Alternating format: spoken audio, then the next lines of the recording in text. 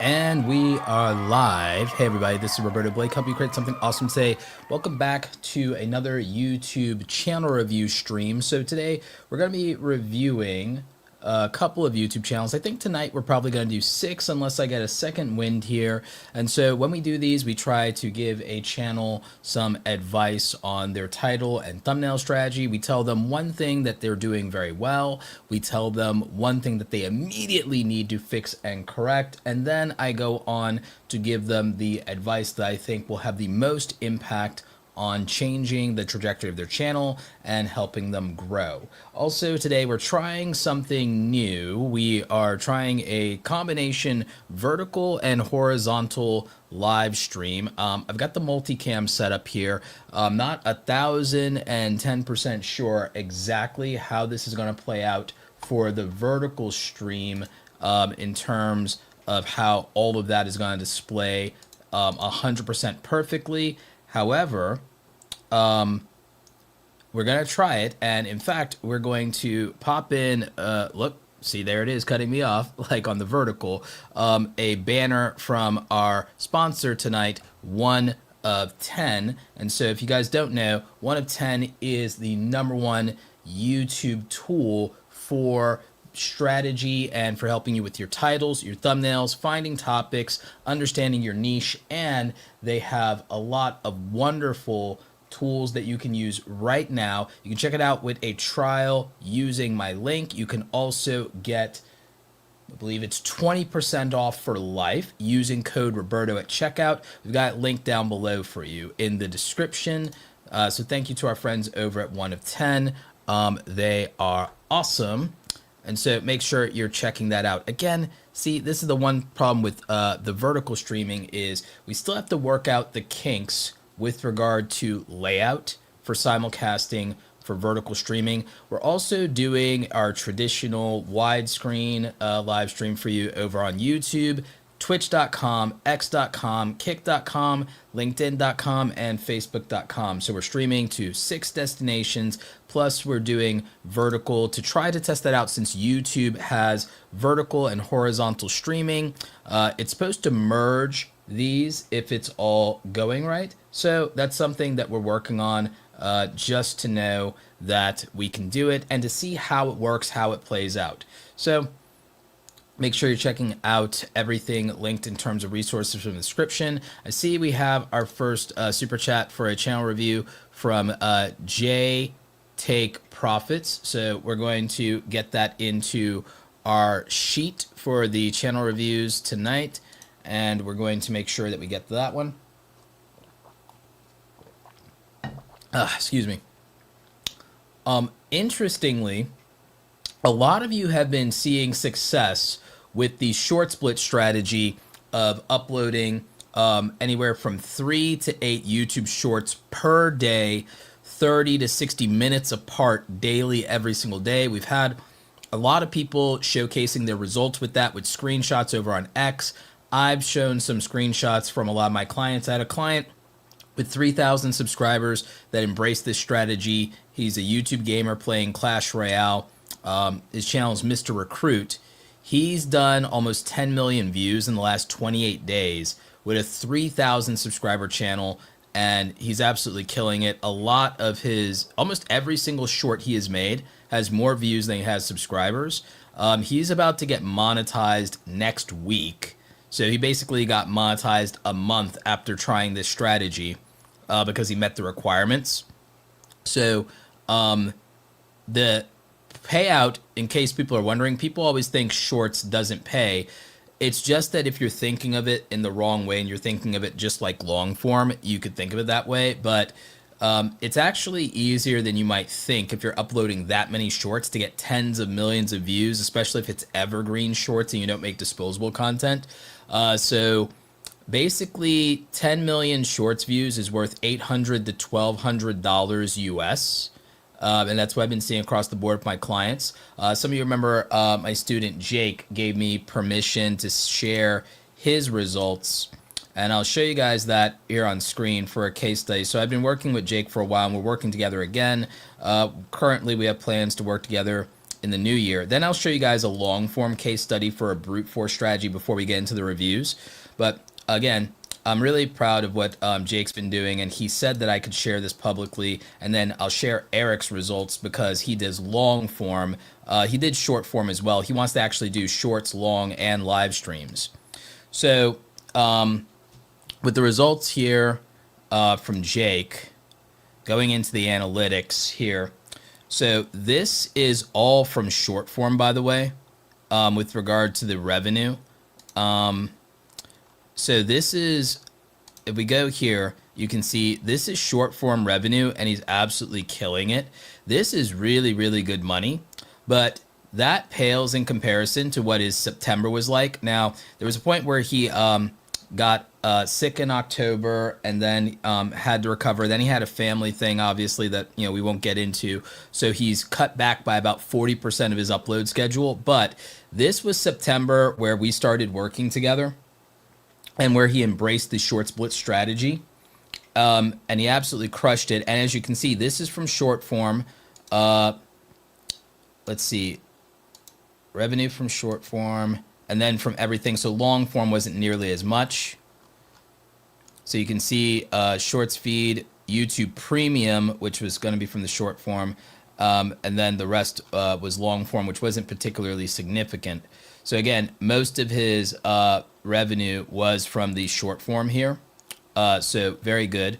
Then October was, again, I hope you guys don't mind that we're going to take a minute to get to the reviews, but I just think that this is valuable to share. So then October was this, but he uploaded 46 to 50% less during October. He missed quite a few days, and there were days where he uploaded a lot less than the usual 5 to 8 amount, usually edging toward 8. But there's then a whole almost week where he fell off entirely from uploads. So, and then actually the first week, so basically the first and the last week, he didn't upload much at all the first and last week in October, and that made a significant difference here.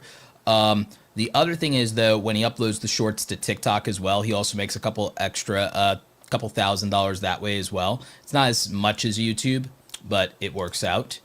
And November so far has still been very good to him. So again, if he can maintain consistency, as you can see, when he does, the revenue goes back up to the moon.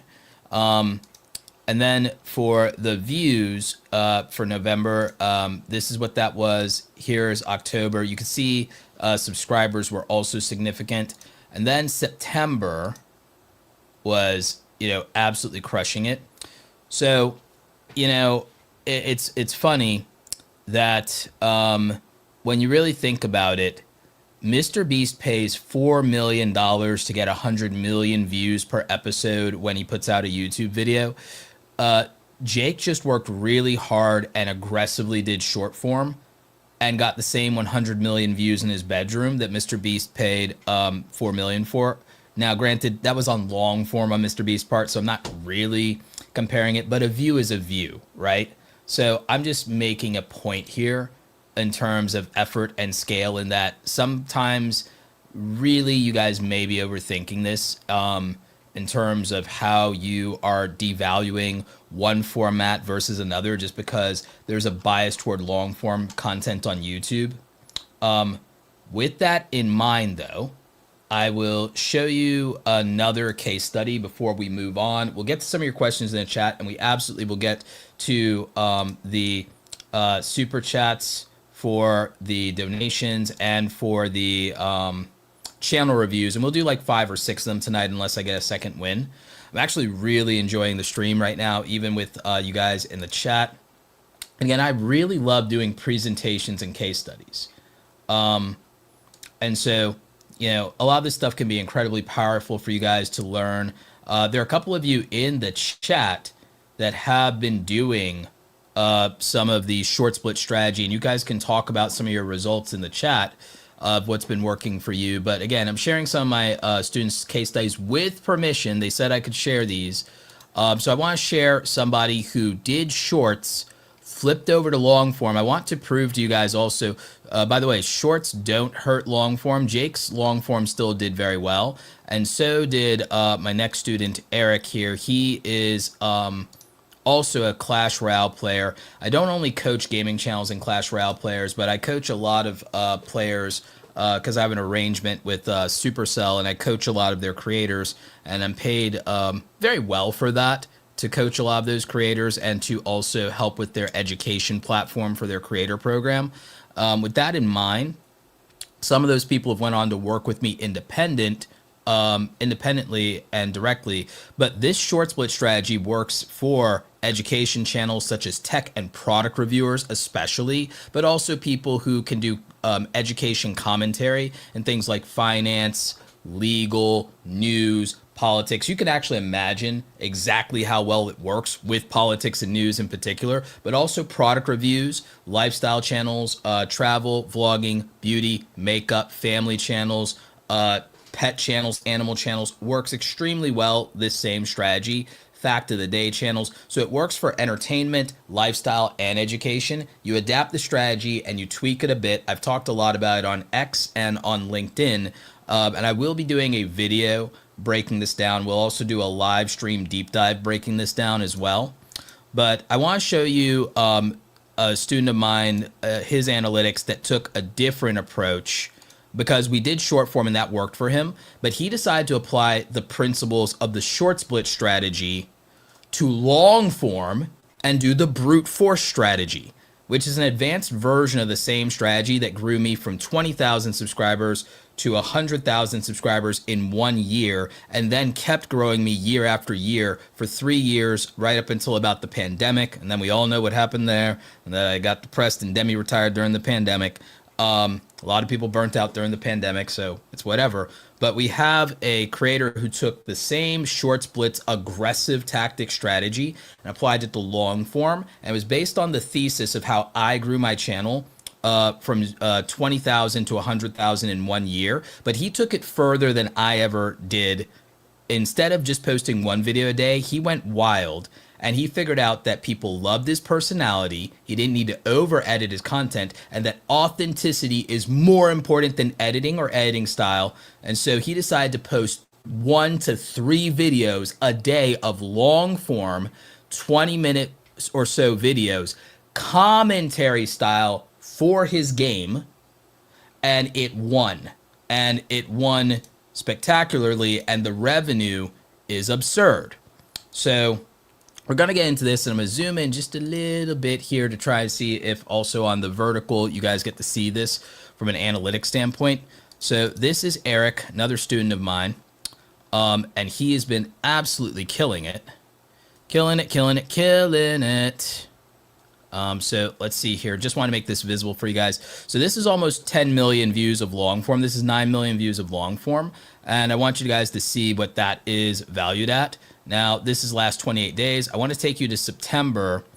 This is 12 million views in September. Now, keep in mind that in October, November, and December, RPMs in general tend to go up. So again, we have a baseline for what someone making 10 million views in a month could look like, could earn.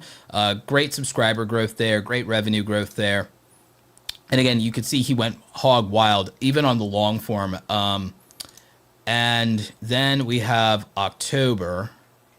So again, if you take the extreme of the short split strategy and somehow, some way you were able to do it for long form, you come out ahead. So to give you an indication of how many videos Eric actually uploaded in the month of October, he uploaded basically 194, basically 100 videos in a month, which is basically uploading about 3 videos a day on average. So again, he took the aggressive nature of short splits, made it work for long form, and you can see what the results look like for yourself in terms of the revenue. So he pulled back from shorts. So this is purely long form with doing that, which is wild. And you can look at the amount of uploads here. This is sick, but again, it's because he stopped over editing the videos. He did commentary style, and he didn't spend more than about a half hour on any video at a time, because he focused on his performance on camera while doing it and moved to a more commentary style. Now, there are niches that this works in already that are not entertainment or gaming.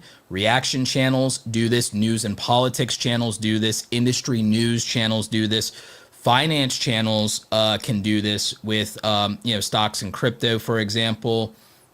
There are other niches that can pull this off, believe it or not, with an authentic style that focuses more on personality, knowing your niche and your audience cold, and just being able to do that for a niche that has high demand. So again, I don't claim to be a short form specialist. My bread and butter is long form and even live streams, but this is kind of a result here. Now with both of these creators, the next big pivot that I'm working on with both of these creators is streaming, and even multi-streaming, vertical and horizontal, with YouTube merging that, because I think that's going to significantly increase their revenue, and they have a rabid fan base, so it should do significant for them for donations. But I wanted to show you guys this. Oh, and then we'll look at November already as well while I got you here. So I wanted to show you guys this to make you understand that short form, long form can all do well. I want to eventually get permission to share a case study around live streams and how outsized live streams can perform with the right strategy, especially when you're able to do either vertical or do vertical and horizontal. But I wanted to show you guys this and show you that this is winning with the algorithm on browse and suggested for him, and that also again, this is coming from video uploads. So far for November, he's uploaded 60 videos, keeping with that. His goal is eventually to maximize the videos and get an editor. We're working on finding an editor for the short form so that he can put out 5 to 8 short form videos a day, and then can drastically increase the revenue. And so we think that if he was to do if we can get him on the short splits like Jake, and we can get Jake doing more long form, maybe not as aggressive as this, but doing more long form, we think in both of their cases, they both could double or triple their overall revenue. And then that could be expanded by live streams. But to do that, we have to build a team around them, and they have to stop being solo creators who get help on thumbnails. And they need to get editors in order to make that work. Because right now, this is about a 4-hour workday on either of their sides, but it will obviously scale if they're able to get at least 2 team members that can help them around, part-time, if not full-time, and it'll be worth it. And then revenue can double or triple there. So again, just really valuable case studies, I think, to show you guys what is possible and how much quantity. I mean, again, it has to be something people want and demand, but when you guys hear quality over quantity, what you're hearing is edit more, and that's not the answer. Editing, especially in certain niches, is not as valuable as it once was on YouTube to stand out. If people want to see the perfect editing, they'll watch Netflix. They'll watch a streaming service.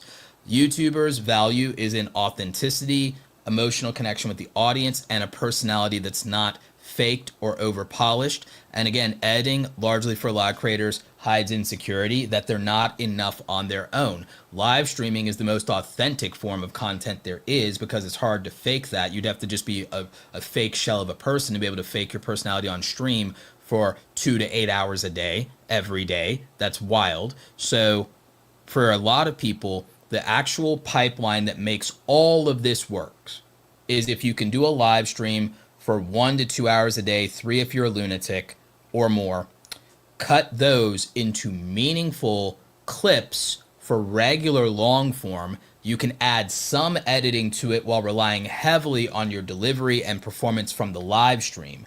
And then also clipping short form. The best person this works for is gamers, news channels, reaction channels, and commentary channels, but it can work in other niches as well.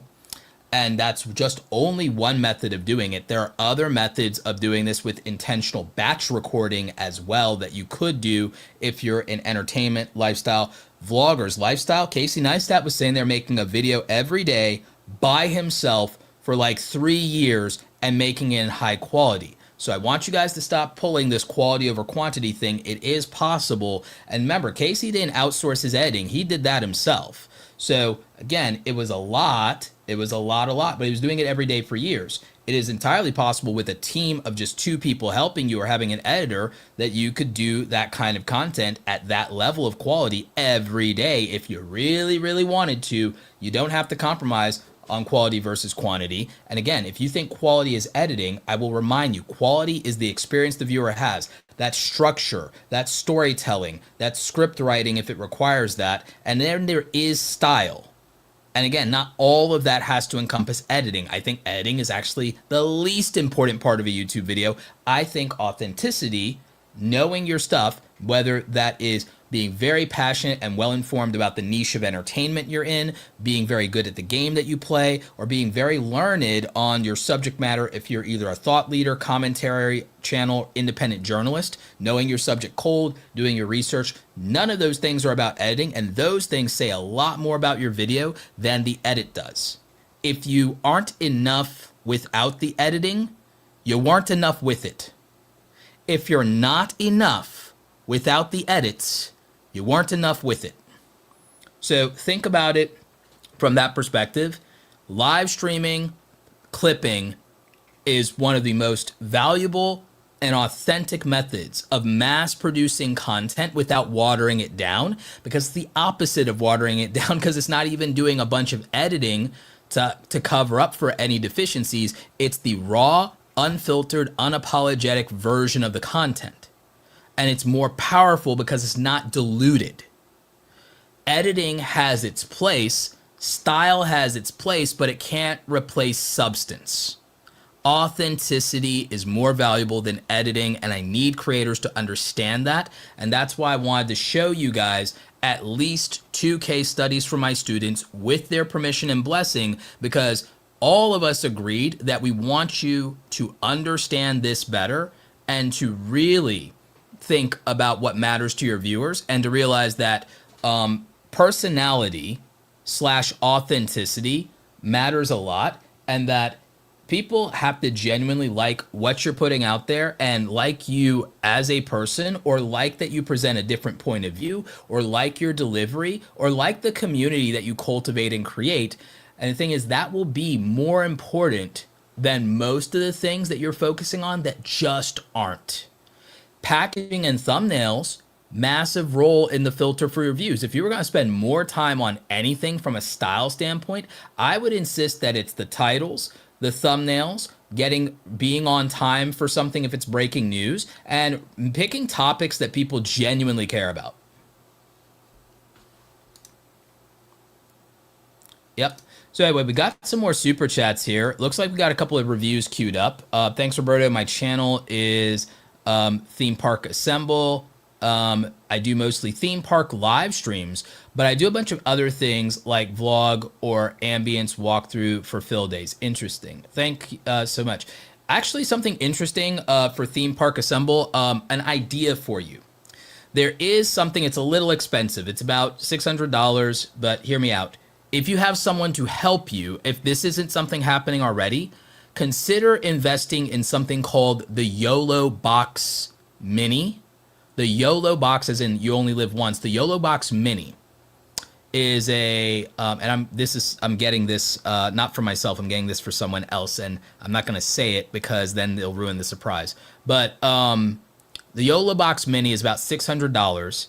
It is similar to the switcher interface that's changing my camera switchers here, but it only has one HDMI import. The YOLO Box Pro has, I think, 3 or 4 inputs, but the YOLO Box Mini lets you put a SIM card in it, and you can have a direct connection, and it has multiple antennas and modems in it, so it's a very strong signal. You can plug a real camera into it, so you can plug a cine-style camera into it, like... it doesn't have to be expensive as this, but you can plug a real cinema-style camera into the YOLO box, and you'll be able to get something really good. So let's get an even wider angle of this. So you can plug something like this when HDMI out into the YOLO box, and then what you'll be able to do with that is you'll be able to broadcast TV quality, cine-style video and high quality audio on live stream across YouTube, Twitch, Facebook, TikTok, and all the other places, right? You're a producer holding your camera and holding the YOLO box, using it as a monitor, will also be able to use overlays that you can put in through the SD card slot.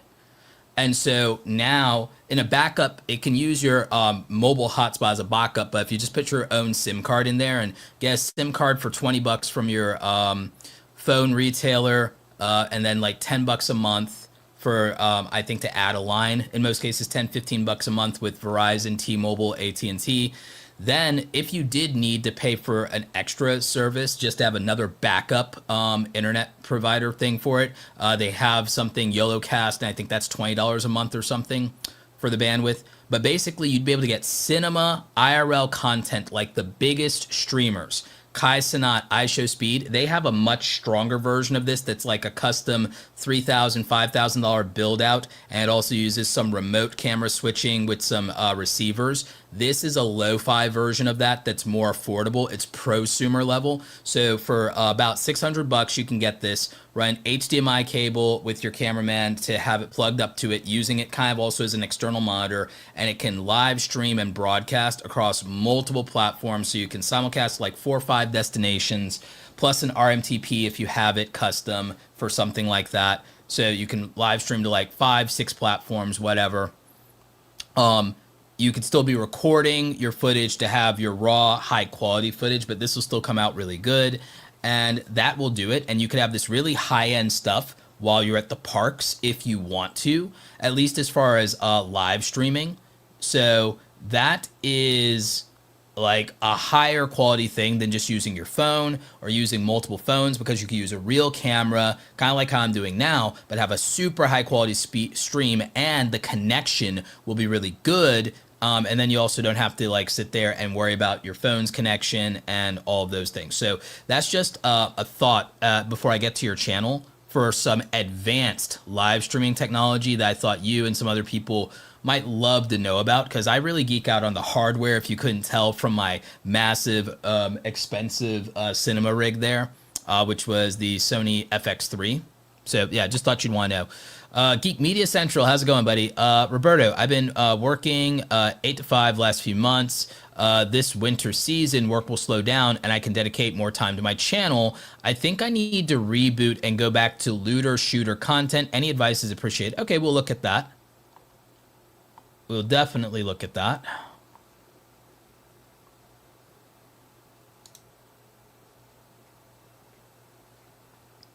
Yeah, reach out to your agent or carrier for stuff when it comes to your insurance, because it can get to be a lot.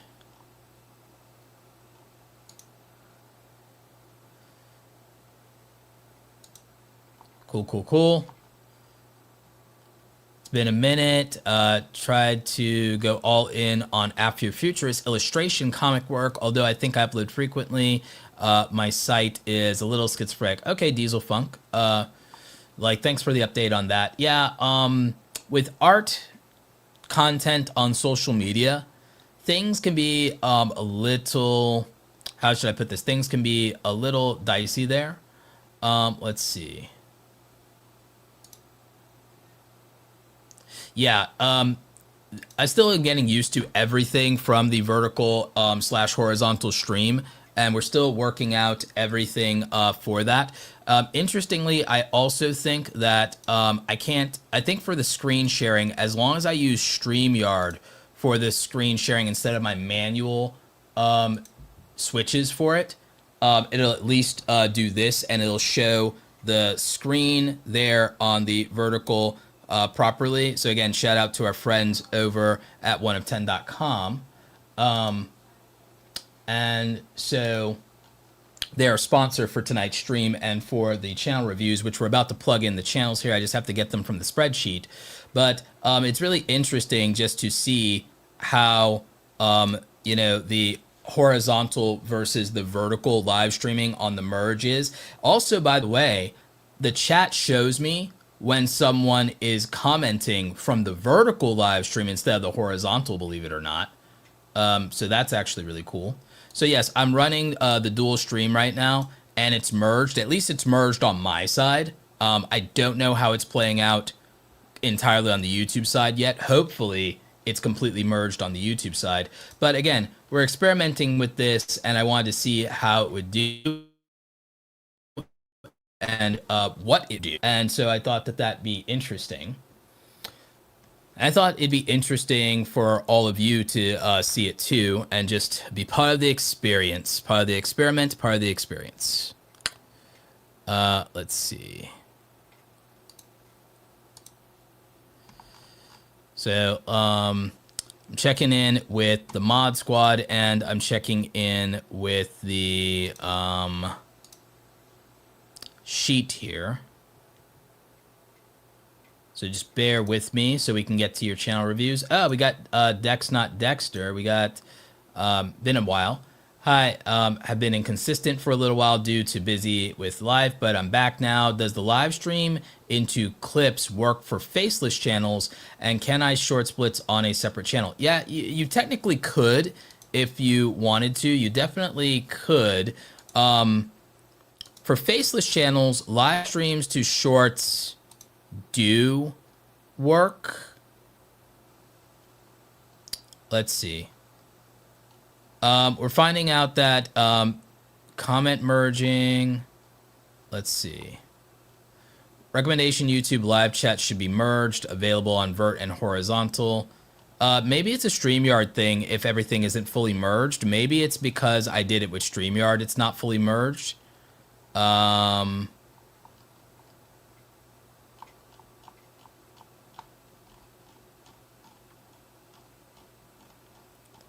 Let me see. Mods can in the over in the mod chat, either Doug or Katie, can one of you drop the link to the channel review sheet so that I can grab it real quick? Can you go over the benefits of 1 of 10 versus VidIQ? Sure, I can do that. So benefits of 1 of 10 versus VidIQ. Let's start with VidIQ. VidIQ still has a lot of SEO foundation in it for content creators who benefit from SEO. Now, entertainment channels don't really benefit from SEO. Lifestyle channels can if they're product-centric, or they are still how-to lifestyle-centric, like fitness and yoga channels would still benefit from it by seeing what topics people are searching for more and most. And then obviously education channels and tutorial channels would benefit from it. 1 of 10 does not prioritize SEO at all. So if you're a product-centric channel, lifestyle-centric channel, possibly a news channel even, or a finance channel, or a tutorial or education channel, you might benefit from SEO tools. So VidIQ is good for that because it can show you how much search and competition there is for certain topics that are search heavy specifically. Now, granted, most of YouTube is not search-based. Only about maybe 8 to 10% of the traffic on YouTube is search-based. Most of it these days is shorts and the YouTube homepage. Shorts alone gets 200 billion views, which is part of why we're doing the short split strategy. Shorts gets 200 billion views per day on YouTube now. So search, except for searchable shorts, is not particularly helpful for most of you who are doing entertainment content. However, if you're doing content that is search heavy in some way, then VidIQ might benefit you. 1 of 10 doesn't have any SEO features, and it doesn't need them. Now, if you're doing entertainment, most of your views come from YouTube Shorts in the homepage. Ideation, thumbnail packaging, topic, title, thumbnail, and timing is going to be extremely important. 1 of 10 actually really helps there. So 1 of 10 has a lot of great tools, primarily around finding outlier video topics that are relevant right now in your niche. It can help with title and idea generation, thumbnail generation, so topic, title, thumbnail, and you can also see what's going on in the niche and is relevant right now, so timing to be competitive. So if you're focused on topic, title, thumbnail, and timing, 1 of 10 is the perfect tool and has built all of its features around that idea. Now, that would be the big difference.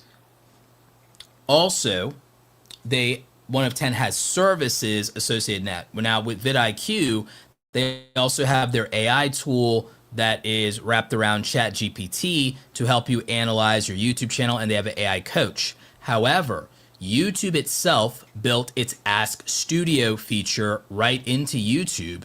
And I think I demoed that for you guys last week. I might demo it again later tonight. But YouTube Ask Studio actually has access to all of your YouTube data, which, VidIQ would not. And its AI assistant will be more robust and be able to help you with that. So YouTube is basically taking the best feature of VidIQ and giving it to you for free. So that's kind of going to hurt VidIQ a little bit. So if you're really thinking about what's the difference between 1 of 10 and VidIQ, I would argue that 1 of 10 is a modern YouTube tool focused on ideation and packaging and around your ideas, around topic, title, thumbnail, and timing, which is the most important thing when it comes to getting views. VidIQ still has legacy tools tied to SEO, which is not relevant to most modern YouTube channels who are going to be entertainment focused and influencers. And its best feature for helping you with AI coaching is something that YouTube just recently in this last month started offering to every YouTube partner and soon every YouTuber for free with Ask Studio, but it's built on Gemini instead of ChatGPT because Google owns Gemini and YouTube. So that would be your big difference there. Super important question. Thank you for asking it. And again, incredibly valuable. So again, if you want to check out 1 of 10, we've got link down below, and they will give you 20% off for life if you use code Roberto at checkout. That also should work if you buy it using the landing page we've linked to with my affiliate link. So again, thanks to our friends over at 1 of 10 for sponsoring tonight's live stream. So let's see. So I think we've got a lot of the super chats in. I believe the mods have got me the Google Doc. So I am putting the channels. We have 4 of them for channel reviews into the browser, and we're going to get to those this evening. And I think we're going to do a total of 6 of them tonight. So we're plugging them in, and we're going to get these reviews in and get you guys some advice on your channels. But what we're going to do is we're going to plug them in. That way we can always get to them and reference them in that tab. Again, great questions in the chat tonight. Really appreciate y'all. And it looks like we've got over 200 of you guys between vertical and horizontal and our multiple locations. So we've got over 200 of you combined when we put together all of the streams. So very cool. Looks like it's about 220 of you right now. Don't forget to like and share the stream, by the way, wherever you're watching. Generally tries to help the stream get more reach in these algorithms. So you know how it is in these algorithm streets. So we do appreciate you guys. Make sure you like and share the stream if you haven't already. If you're watching the replay, make sure you like, comment, and share the replay.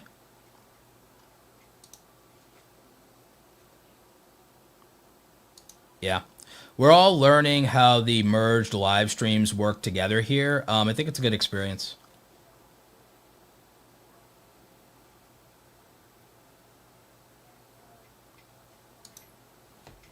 We have a quick question here that I do want to address. So, young old boy says, "Hey Roberto, my friend has 200,000 subscribers but can't gain traction unless he makes a song about political memes. What should he do? He wants to pivot his channel away from politics." To be honest with you, if he got to 200,000 and he built it on that, but he's burnt out on that, he has to start a new channel. As much as he doesn't want to hear it, he has to start a new channel. He set expectations. He built a massive following. If he was under 10,000 subscribers, it wouldn't be too late to pivot. He's at 200,000. He is known for this. It's what people expect. It would be like starting over on this channel anyway, from an algorithm standpoint, a brand standpoint, and expectations.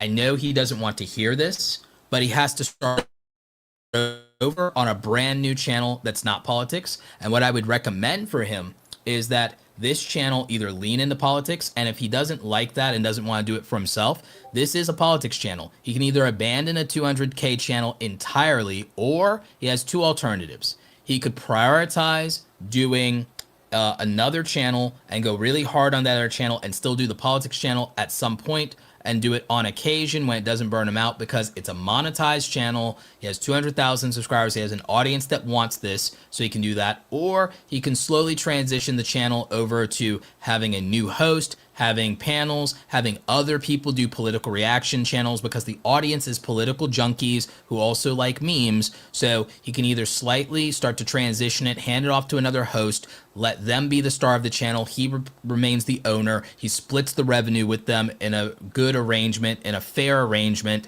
Then he's able to still make money off this channel, not have to be super involved once he does the handoff, changing the guard, as long as quality is still there and the audience still likes it. Then he can focus on a completely new channel, completely new venture. The people who like him for his personality can follow him to the new channel. The political junkies can stay right where they are, and everyone's happy. What you can't do is you can't open up a barbecue joint, then tell all your customers that you've decided to become a vegan. It doesn't work. And that's what he'd essentially be doing. He'd be sitting there having a barbecue joint that he made world famous, got that barbecue joint up, has 200,000 people supporting a barbecue joint, and then decides overnight, I want to become a vegan. It doesn't work. So much as that person doesn't want to hear it, much as many people will try to tell him otherwise, take money from him, trying to coach him into, oh, I've got some viral strategy that can let you pivot and revive this channel. I'm sorry, at this point, there are people who can pull it off, but I don't think your friend is one of them, because this specific thing, people are too hardwired around their politics for you to be able to flip this around. So you got to start a new channel, and I think do this one part-time and or do a handoff transition with a new host or a new group of creators on that channel where you intro them, soft pedal them in, and then there's a handoff, a changing the guard, a passing of the torch.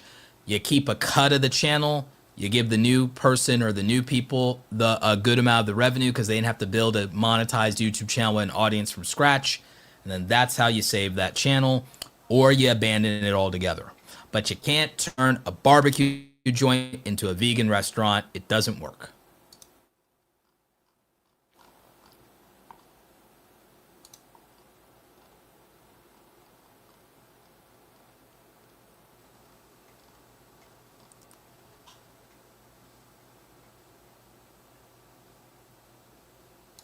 Also a good strategy, if you can make money, if you can keep making money off that channel, you can use that passive income to finance the editors for the new channel, and you can start the new channel off stronger. So yeah, that's true.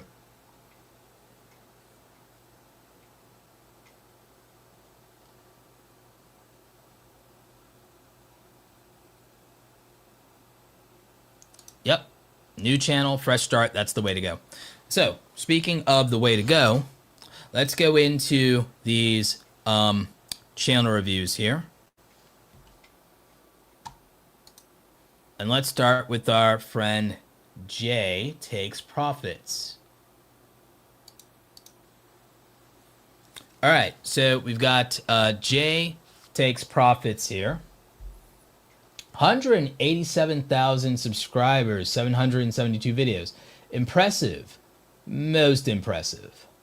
Live stream Monday through Thursday. Good job. Excellent. You have the expectations set for the viewer in the channel. You have subscribe, like, and share. That's okay. I don't know that people are going to do it off of the banner, but hey, love the hustle. Good job there. You've got a featured video, so you're using that. Let's see. Music videos. Looks like the music videos were an old thing you did on the channel. You got this here. So, okay. Popular videos. Trade like a pro. Have you done any music videos recently? I'm curious there. And then in terms of that, popular videos. I would scrap the popular videos since they're so outdated.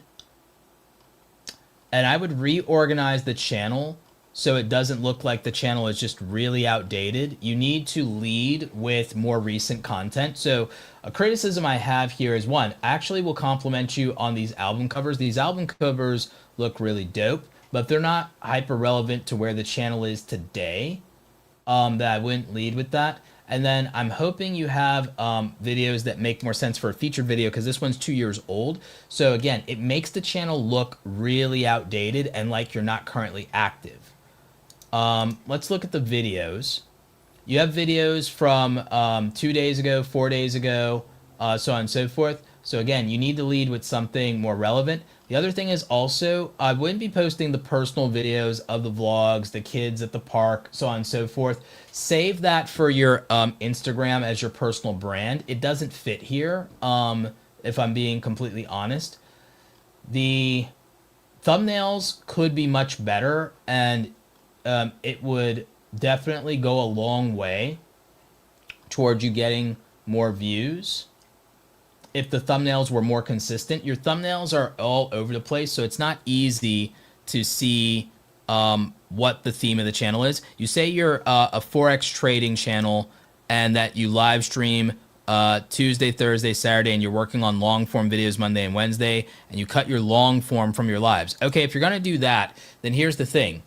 I'm not as familiar with Forex as I am with regular stocks. So what I want to ask is the Forex trading market open Monday through Friday, or is it open Tuesday through Saturday?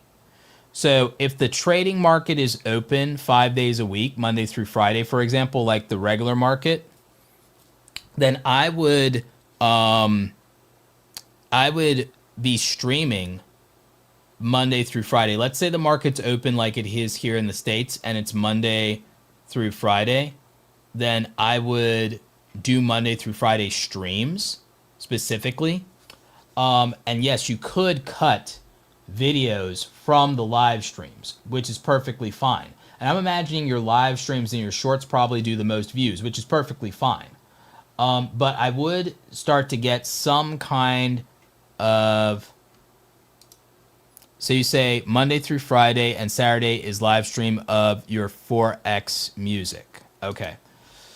So,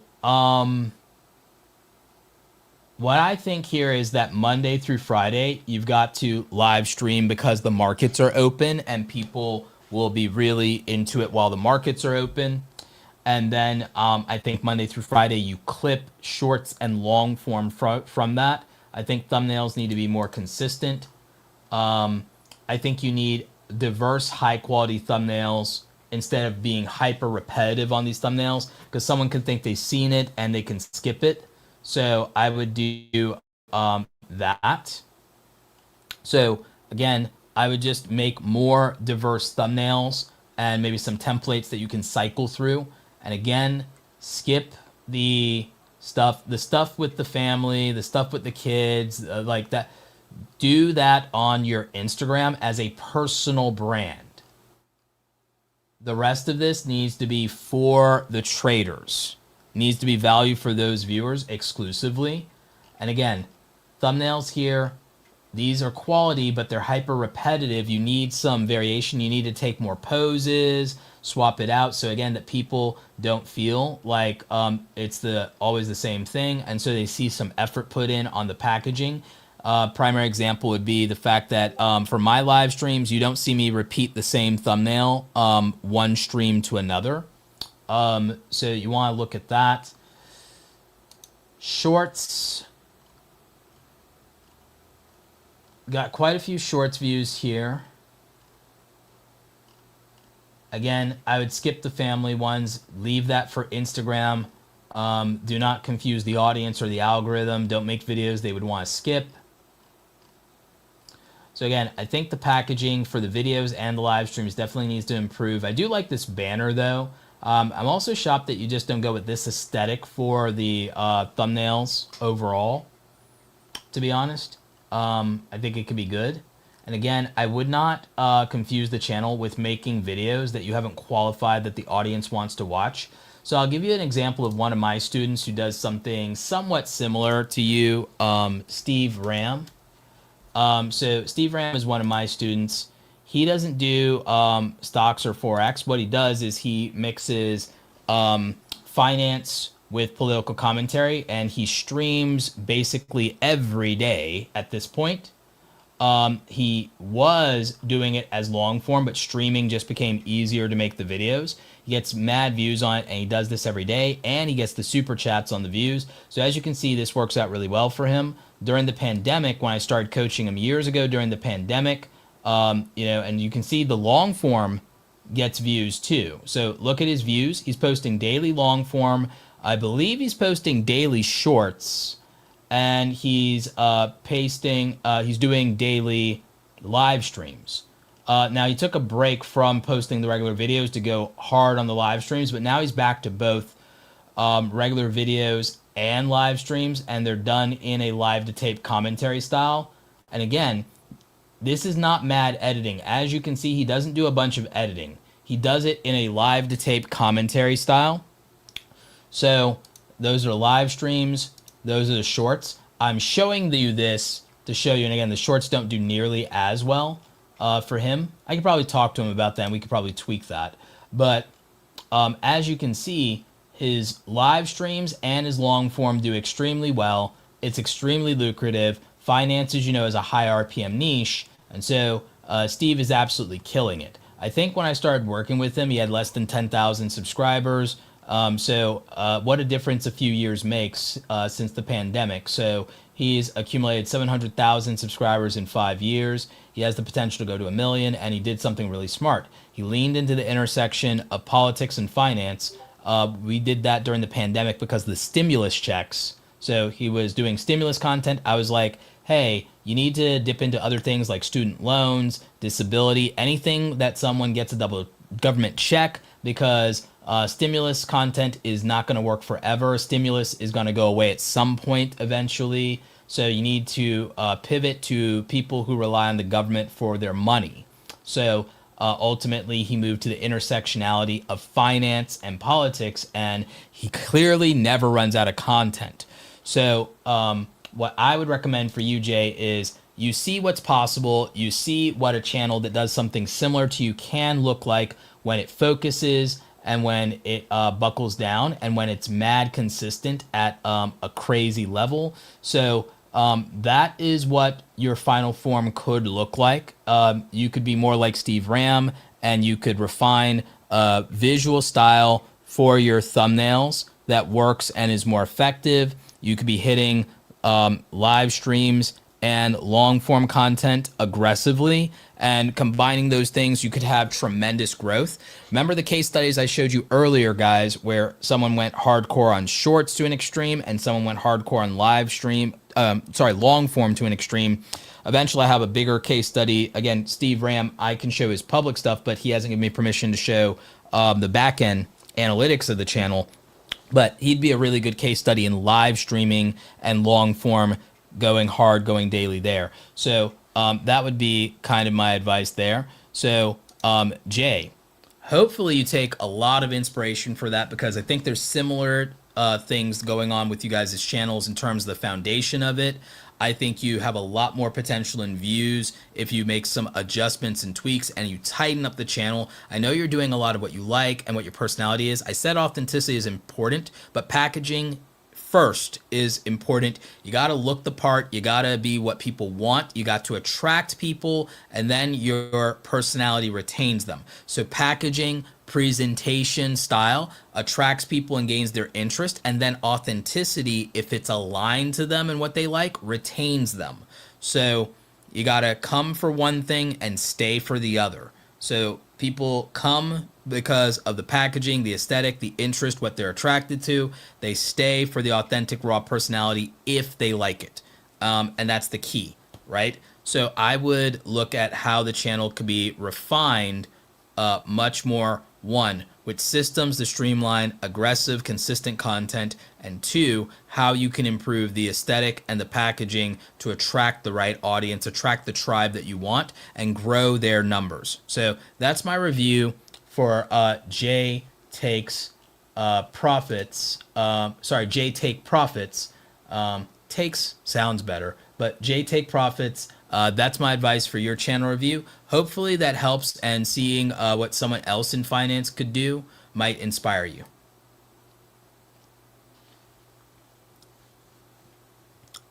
For the rest of you, what do you think? Do you agree with my review of Jay's channel? Would you do anything differently? What do you think of what Steve's been doing and what we were able to accomplish with his channel with our coaching? We did like, I think, 5 or 6 coaching calls.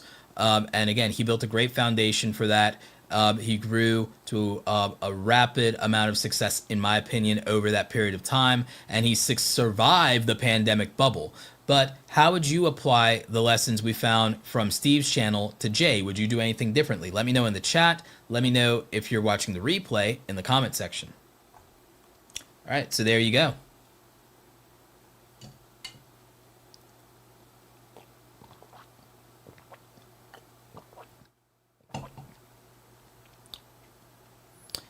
Do you do channel reviews often? I try to do them Friday nights when I can. Sometimes I've got speaking obligations, sometimes I got travel, and sometimes life gets in the way. But I try when I can to schedule my travel in such a way that I can do the live streams.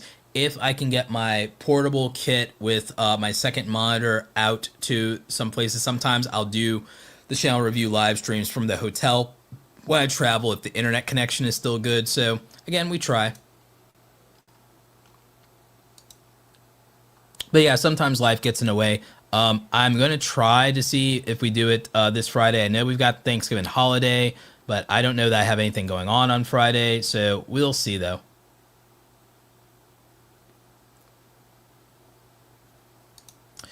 Yeah, for a long form, I definitely think a Forex for beginners would definitely be a good one. I think a series of videos around Forex for beginners would always be helpful. That's always searched for. It could work. So yeah.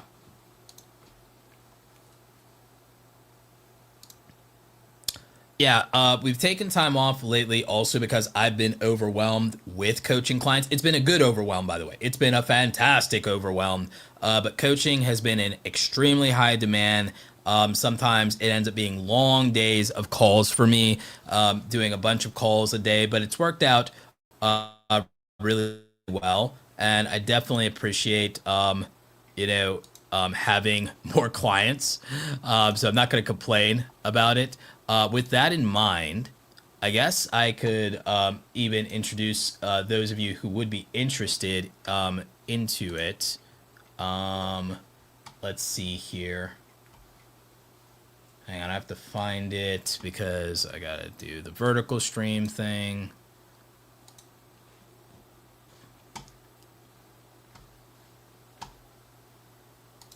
But yeah, for those of you who would be interested, we have Awesome Creator Academy. And so you can do coaching with me one-on-one. We also have the Awesome Creator Academy Pro Group if you want to do group coaching. Group coaching is the most affordable offer that I currently have.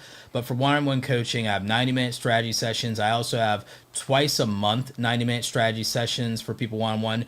For people who have businesses and or teams, you can bring your entire team to a 4-hour strategy session that is remote. Obviously, we'll do that over a call. However, if you cover flight and hotel and travel, and you have a team and a vetted business, I am willing on a weekend only to travel within the U.S. only Eastern and Central, and do a 4-hour in-person VIP session with you and your team, but only if travel accommodations and round-trip flight and hotel and per diem are included in addition to my fee.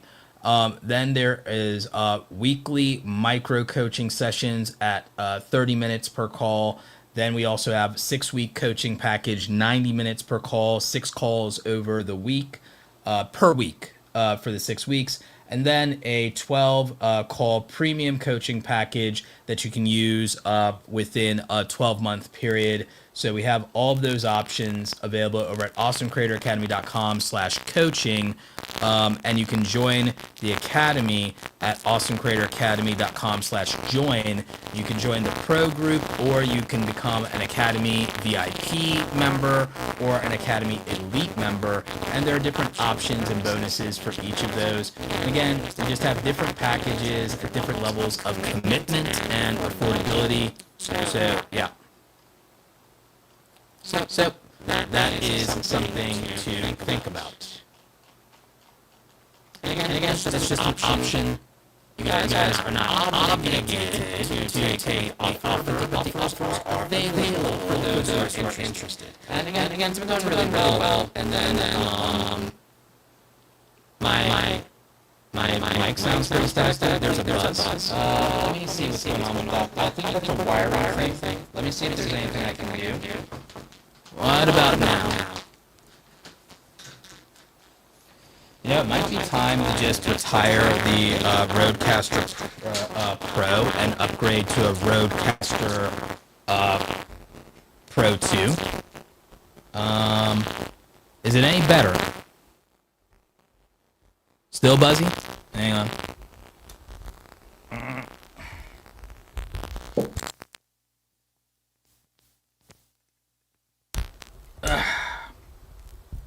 What about now?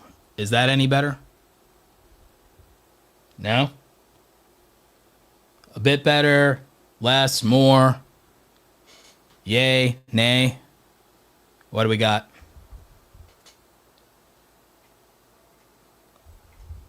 I solved it. Oh, well, what I did was I unplugged it and plugged it back in. So I unplugged it, plugged it back in. But yeah, for those interested, like I was saying earlier, you can do the coaching, or you can join the Awesome Creator Academy Pro Group. The offers are there. You don't have to take the offers, but they are available for the people who want to coach with me. And again, you saw the case studies earlier from my clients and the results that they're getting. So that's on the table. So there you go. Tech 101. Yeah, if something's not working, you unplug it and then you plug it back in and you see what happens. So that's what we did here. But again, it might be time to, I mean, the Rodecaster Pro, it was like $700 when I bought it. It's a really good, system. It really is. But I've had it since before the pandemic, I think. So it's after 5 years, 6 years, if it's, not working now, I can kind of accept that might be the case, so that's fair. If the Rodecaster interface after 5-6 years tour of duty needs to be retired, so be it, Godspeed, but hopefully not, because it is expensive to replace that thing, but I can do it. And the Rodecaster 2 does look nice, and I don't think they're putting out 3 anytime soon, so I wouldn't feel cheated if I did that. But yeah, it's possible that it might need replacement. I'd have to transfer over the soundboard settings, which wouldn't be that difficult to do. And again, the quality could improve with the new version. So it's something I might look into as an upgrade before the end of the year, write it off on taxes, but I also sometimes get sad about retiring old equipment. I'm a sentimental like that sometimes. So yeah. Any Black Friday codes and promo for courses, pro group coaching? So one thing I don't do is I don't usually, with very rare exceptions, or for the pro group members, discount my coaching, my time, but I am planning a Black Friday code and sale. I might hack it together now, actually, while I have you guys, or I might just do some special offer just for live stream viewers. But I actually am planning a Cyber Month sale that's not really Cyber Month. It's really just going to go through the end of the year and then a little bit. The end of the year plus the first payday or first 2 paydays of January for people. So what I'm going to do is this will be offers for the digital products in Awesome Creator Academy, and most of the digital products are about 99 bucks. I probably won't discount the $9 products, but what I might do is I might bundle the $9 products. And there is a product that currently exists, but is not... Actually, I have to check on that. There is a product that currently exists. I just don't have a landing page for it yet. There's a product that exists for access to all of my keynote speeches that I've for the last year or two. So we've got like 10 or 12 of my keynote speeches, plus you'd get lifetime access to any of the future keynote speeches that I do over time. So you'd get access to that. It's usually going to be a $199 offer, but we're going to do some like pretty substantial Black Friday sale on that, where I think it's going to end up being like maybe more than 50% off or something, 50% off or more. So we're going to take a look at that. And so the brand deal starter kit and the YouTube starter kit will also end up being discounted. And there is something that's not ready yet for an accelerator that I'm going to do in January that's not ready yet. But that's going to be substantially discounted. What I can do now for people, and we're going to go and do the other channel reviews, but because you asked, what I'm going to do is right now, there are two things I'm going to do. I'm going to drop a link and a coupon to the Creator Keynote Collection with a crazy discount just for people in our live streaming community right now, because I can. So right now what I'm going to do is you guys who get this offer will get access to all of the keynotes, and anybody who buys it, I'll probably also give you bonus access to some of our other cheaper products, like the AI creator prompts, over 200 prompts for ChatGPT, the creator starter pack, and maybe something else. So I'm going to give you guys a coupon on the keynotes where you get to, like, basically it's 10 hours of advanced YouTube training, because people paid to go to things like Vid Summit, VidCon over the years and see these keynotes. They paid like probably $700,000 for some of the tickets, $1,000 for flight and hotels. So you guys are going to get that on some crazy cheap discounts. So I'm going to make that right now. Let's try Cyber Live Deal as the coupon code for that. And I'll tell you what we're going to do is we'll do a very temporary coupon. This will only be for the live stream audience, by the way. So we'll do this one, and this one will just last till sometime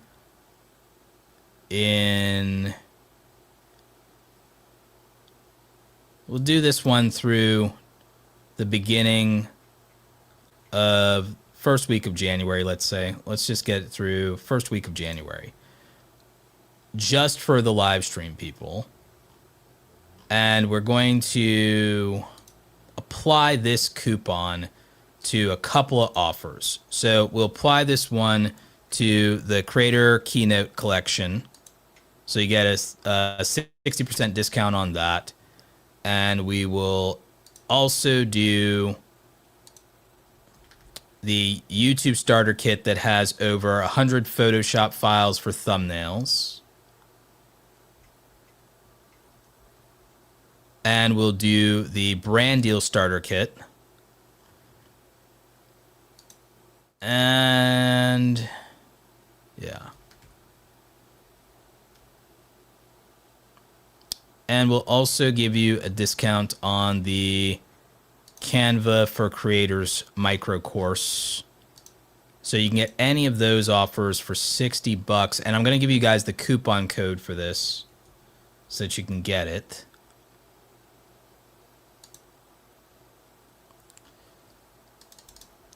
So the coupon code for those, get 60% off select products from the Academy.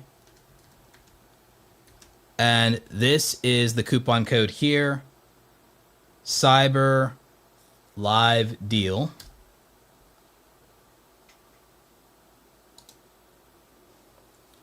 And then I'm going to give you guys a link to the checkout for the Creator Keynote Collection. I just have to do one tweak on it, and then we'll get back to the channel reviews, I promise. But again, someone asked, so I'm like, okay, I've got to give you guys a deal on this thing, so, you know, it is what it is.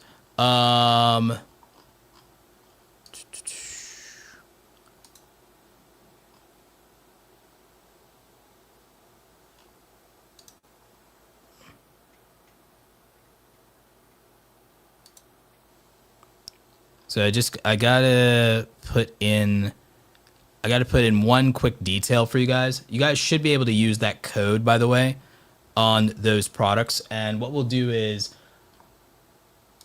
we'll drop a link to where you can see a bunch of the available products, because I know it can get confusing otherwise.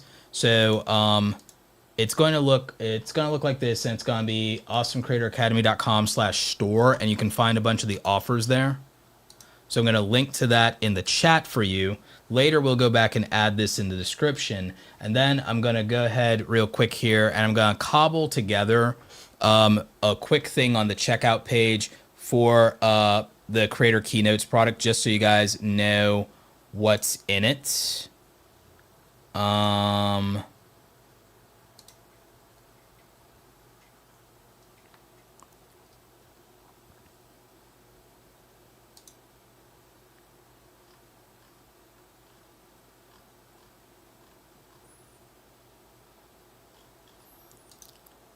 Okay, cool. This is actually working out the way that I wanted. So that's actually good. I'm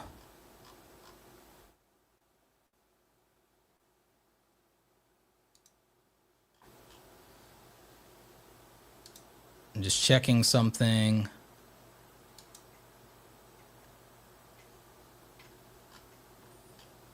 Yep.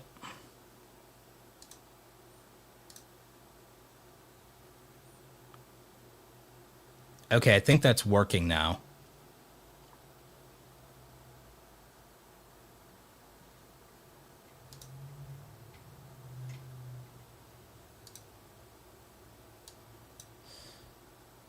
All right, so get the Creator Keynote Collection. And again, if you use the 60% off coupon code, you'll get that at a discount. And also, just so you guys have the link for that with the coupon code, in case you got confused or you're like, wait a minute, I'll just go ahead and I'll drop a link that takes you to the checkout URL with the coupon code for that particular product. The accelerator thing's in January. That's not ready yet, so don't worry about it. There'll be an announcement probably next week. Let's see. Creator Keynote Collection, 60% off. Again, this is just for the live stream people. So you guys get that on the Creator Keynote Collection. You get that on the YouTube Starter Kit if you buy it. You get it on the Brand Deal Starter Kit if you buy it. When I do the Cyber Week stuff, there'll be a different sale that will be, it won't be as significant as this sale, but we'll have some sales, we'll have some bundles, and we'll probably do some bundle for the $9 products.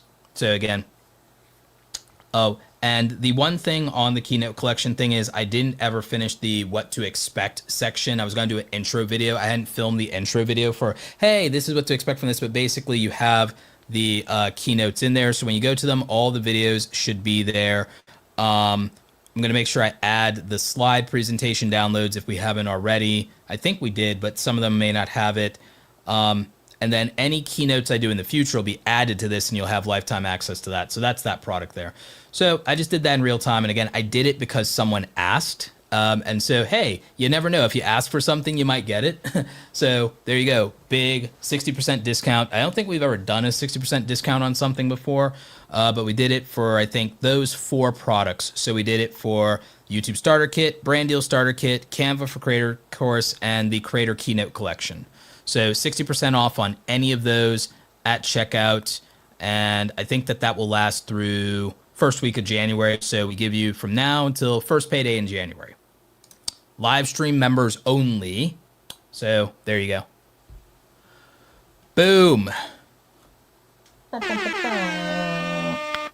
All right, so we can get back to channel reviews if you guys don't have any other questions about that. Again, after we get through more of these channel reviews, I can talk to you about my plans for the accelerator. But the accelerator is going to be a 2-day weekend event. It's going to actually be like similar to going to a keynote or a conference event, but with me specifically. And it's 2 days, but it's going to be long. And what do I mean by long? I'm going to do about 90 minutes of presentation on day 1, if not 2 hours of presentation on day 1 on training to really help you launch and start your YouTube channels or grow your new YouTube channels in the new year. Then we'll do 90 minutes to an hour of Q&A right after that. And then on day 2 is almost exclusively going to be Q&A and workshopping ideas with everybody who's part of the accelerator on the live call. So it's going to be done that way. It's going to be done as a live group call. It is going to probably have a limit of either 25 or 35 seats. It's going to be 3 hours the first day and 2 to 3 hours the second day. And the second day is dedicated to answering all questions and running through scenarios and helping workshop ideas and giving everybody an opportunity to speak. So that is what the January accelerator is for. So it's basically a 2-day workshop, and it's going to be a virtual face-to-face workshop. So that's the plan anyway. But like I said, I can answer questions about that. Oh, you're right, Abaddon. Closed mouths don't get fed. Yeah, if people ask for something, if it's a reasonable request, if people ask for a very reasonable request, I'm willing to do it. So because Mandy asked for something, I was able to say, okay, maybe not that, but this I'm willing to do. Yeah. So that's something. And again, because Mandy was willing to speak up, you guys got something early and you got a better version of it than people are going to get on Black Friday. On Black Friday, people are probably only going to get 40% off of something from me, probably at best. Maybe they'll get one thing for like 50% off, and maybe they'll get a deal on the $9 products bundled together or something. But I don't usually do 60% off. I only did a 60% off for the live stream because Mandy asked for it. It's the only reason you got it. It's the only reason.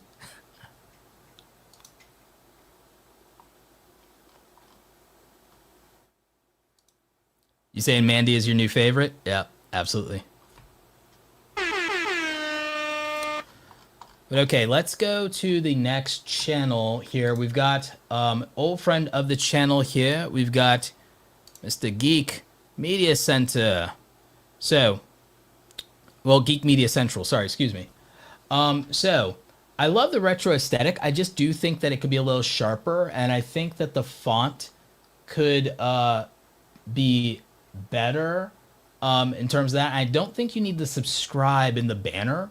Again, it might also be better to have something about the upload schedule, but let's go ahead and get into it. Again, outstanding outliers on this channel in terms of overperformers on the long form for a channel. This should give everybody hope. 2,000 subscriber channel in the gaming niche, and look at some of these views. Massive views, more than 10x the views on the actual subscriber count. So extremely well done there. Some high quality thumbnails. I definitely see where some of the issues are running into. The shorts are not doing that badly, to be honest with you. The shorts are probably actually doing better than you think. The live streams of the gameplay are not going to do as well, and I think part of it is actually the way that they're titled. Some of it could be like with this one 2 months ago that there was no thumbnail here, but it's the way that they were titled, and the fact that for live streams you're just streaming basically things you like, which I understand. With gaming channels, it's hard to not do the hobby outlet stuff, even when you want to make it. That being said, it looks like, aside from certain games, that the interest in you doing more of these action games when it's not popping. Because there was this game that you were doing that was new, it was popping, you got mad views on it. But now, I guess you've cycled through the ability to maximize that particular game. People originally did not watch you for adventure style games, and you also went in exploring kind of a news angle on the game, so it pivoted from the value proposition. The other thing that happened here, and I can tell you what happened here, is the consistency fell off. You were consistent, and you were making videos constantly about a single game, and you were doing it consistently, and it was working. And then either you must have gotten bored with the game, or you weren't satisfied with the views at some point, and you took longer and longer to put out individual videos, and that took a toll on some of the videos' performance, because the answer is you have to, as much as people do not believe this, and this is true especially in gaming, and with the channels I showed you guys earlier in case studies, both of them were gaming channels. With the case studies I showed you, you said the game ran out of content, no more DLC, and you tried other things. Yeah, it happens sometimes. But like the pivot here, like there wasn't enough material for you to be consistent. And so with gaming channels, I showed you 2 gaming channels. One went every single day with long form. One went every single day with short form, multiple videos a day. I'm not telling you to be that extreme, but I'm showing you like how absurd the outcome was on those, which leans more credence to the idea that in gaming specifically, often the gameplay by itself is good enough versus over editing everything to perfection and wanting to do a specific editing style, versus people actually are interested and stimulated by the gameplay itself well enough, if you can get that right. So your main original content that was successful, as you said, were looter shooters in the beginning. So things like Destiny 2 and a couple of other games. And you did really well. Your thumbnails, I've always praised you for your thumbnails. You tried to pivot into variety gaming, and it was largely unsuccessful. So my thought process is that you need to find something in gaming to pivot into and to stick to. I know it's hard. I know that part of you really wants to do variety, but let's think about it. You've gotten outsized views, but you couldn't turn a lot of those outside views into more subscribers, and it's because they don't know what they'd be committing to. So here's my thought. If you're going to do variety, you're going to have to do games that have rabid fan bases exclusively, which leaves a lot less room for experimentation. It has to be games where people are obsessed, where they have unapologetic obsession, where it's like you're either a fan of this game or you're not. You love it or you hate it, and there's nothing in between. There has to be hyper polarization in the game. Okay, so that's the key here, right? They love it or they hate it. Is an unapologetically rabid fan base that is obsessed with something. And so then you have to make content that strongly works for that. And then you'd have to cover those type of games that have dedicated large followings, and you'd have to know basically the number of players online per month is high for that to work, okay? So you would do that, and I don't know that this is going to work as much. It could be some of these narrative storytelling adventure games, but the truth is, weeks ago, I don't know that it'll work now, but here's the thing, and I get where you're coming from. I want to ask you a question. Is there a reason you didn't jump onto Dispatch or Arc Raiders? Is there a reason you didn't jump onto Dispatch, Arc Raiders, or Claire Expedition 33? Because if you had managed to do that, and maybe in the future, as aggressive as this may be, as much as you may not be in love with it, if when something has a hype cycle, you can do daily content on something in a hype cycle for at least 30 days, 60 days, 90 days while it's hyped, that could be the thing that injects massive views into your channel, and that could be something you could become known for. So that is something. You said that Arc Raiders felt like an extraction shooter, so you've never played one of those before, so it never even crossed my mind. Keep in mind, you don't always have to be an expert on a game to break out in it. You could be, I mean, just keep in mind, PewDiePie never mastered almost any game he ever played on his channel, to be honest with you. In fact, I would be hard-pressed to tell you what 5 games Markiplier is actually good at. I'd be hard-pressed to tell you what 5 games Jacksepticeye is actually good at. I don't think anyone in the chat can either. So from a gaming channel perspective, you have to keep thinking about making videos that people in the gaming community would want to watch, even when something's a dissection or an analysis of something. Like, Dispatch would have really worked for you because it was weekly, and you could have farmed content on that and put out 1 to 3 long form videos a day around Dispatch every week that it was out for like a good minute, and you would have had a lot of content and a lot of views and a lot of people really hyped about it, and those people probably would give your other videos a chance as well because they could get into your style with that as a gateway. So I think that you can be, you're saying that you're those people are entertaining, but you're just informative.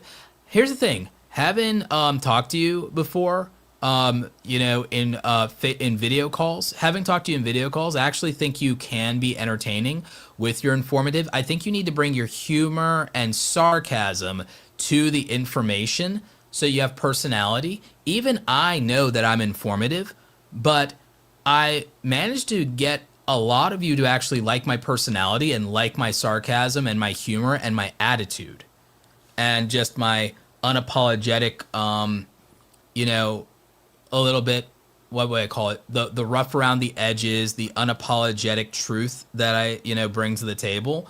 You guys like my bluntness, you know, for whatever reason. Didn't go over well in high school, but you guys love it. So there is a way to navigate and not sell yourself short. If you're somebody who does information content, but you could still do it without being infotainment by having a personality. And a lot of people who are media essay people and critics, people like them because their personality comes out in the content, and so is their humor, their sarcasm, their rants. Those things do actually make an impact.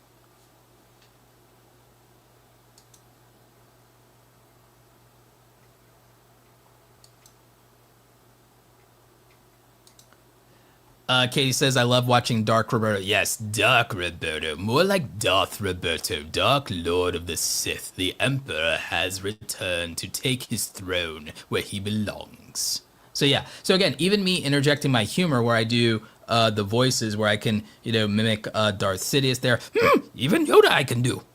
Not as good. So yeah, I can do humor and interject that into my content. And then there's a way for people to like my personality, and anyone could theoretically be an information broker, but you have to have strong opinions. That could be another aspect of the value of content, is having strong opinions.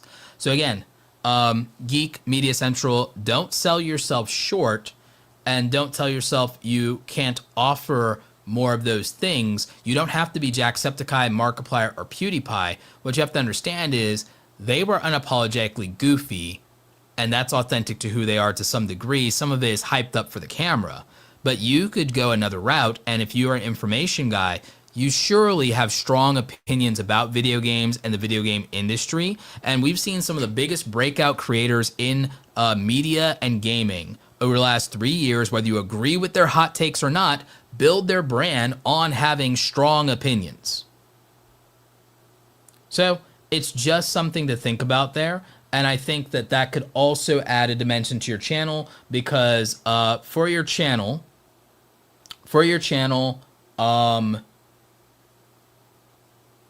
there are things here that theoretically another creator that's bigger than you or more well-known could do, and therefore it's not as competitive. But if you lead with extremely strong opinions, that's something that other people don't necessarily have a way to emulate, because they're not going to have the same point of view as you. So your point of view is the unique selling point in a channel a lot of times, and a lot of creators overlook that.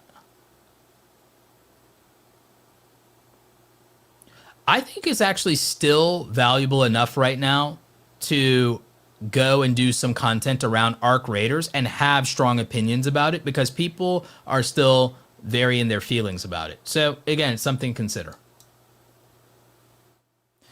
And again, hopping on moment-to-moment trends, but then again, bringing something to the table that is a point of view we haven't heard or isn't represented, or doing a dissection or finding a unique angle on a game. Like, okay, I'll help you out with this. I'll tell you what I would do for a gaming channel if I was doing a game. I'd pick a game at every given point in time, and here's my thing. I would become somebody who becomes known for over-analyzing a video game, because that's my strong point. I can overanalyze everything, right? You really don't want to get into it with me around either my favorite games or around Star Wars or around anime franchises that I watch, because I can overanalyze anything, okay? So this also worked for the channel Screw Attack, and the show Death Battle was literally people overanalyzing stuff. So if I was doing something on one of these games, I would use information and I'd be like, okay, breaking down every weapon in, and then whatever the game is, right? So, like, if it was Destiny 2, I would break down every weapon in Destiny 2. I'd break down, like, every armor from best to worst in Destiny 2. Every weapon from best to worst. Every this, every that. Every boss. Breaking down every boss in Destiny 2. And I would do it, and then also I would have my over-analysis, and I would have my own scoring system, and people would be like, oh, I didn't think about that, and oh, and I would have my own design skills. I'm a designer. I would sit there and I'd have a really cool layout graphic that lets me break down character sheets that look really good, where people are like, oh my God, is that officially from the game? No, I designed it myself. So I'd have custom character breakdown sheets with stats that I measured and overanalyze everything. Or watch this, I would do things where I calculate the maximum damage you can do with every weapon. Here's the most damage you can do with every weapon in the game. I would break down the HP for every boss in the game. I would do crazy levels of over-analysis on a game, because think about it, this game Kazan, no one sit there and has a breakdown for literally overanalyzing Kazan. Every boss and their every boss, every stat broken down. No one has that. I promise you. Like, I would do something insane in terms of I would figure out every way I can overanalyze a video game, and then whatever game is popular, I would literally go through and now present the over-analysis of every aspect, every function, every feature that I could think of that someone would actually care about. So literally breaking down the stats for every single boss. breaking down how to defeat every boss as quick as possible, how to location for every single weapon in the game. Literally think about it. If I had a video, it's like and I literally break down the location for every weapon in the game, every bonus item in the game, that is some crazy over analysis, and somebody will watch that, guaranteed.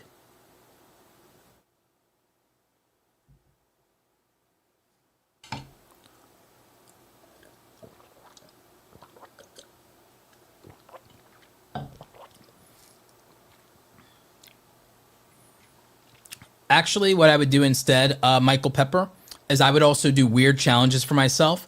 Can you beat this boss without blank?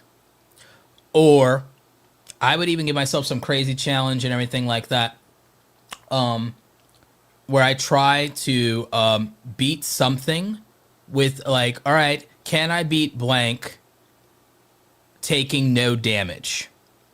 I would do that. And the thing is, I would be streaming the challenge. Whether I succeed or fail, people are going to find out live, and then no one can accuse me of cheating. So that's the kind of thing that I'd be doing, is I'd be doing crazy challenges to farm the footage, live stream that, so I'm live streaming my gameplay while trying to do something really difficult. And then also I would do my over analysis. And so that would be the thing. Because think about it, you're called Geek Media Central. So use the concept of over analyzing and stat breakdowns with also going for the most interesting and relevant games in the culture right now and doing an over analysis. If people are also upset about something in the gaming industry, do an over analysis of the gaming industry and measure, did something flop? Here are what the sales are. Here's what the community is saying. Is this overpriced? Is is it fine to pay this for video games? Is it okay if games go $99? Is that up with inflation? Do some over analysis. So I would take the geek part of Geek Media Central and I would geek out over stats and bring the geek part to the media.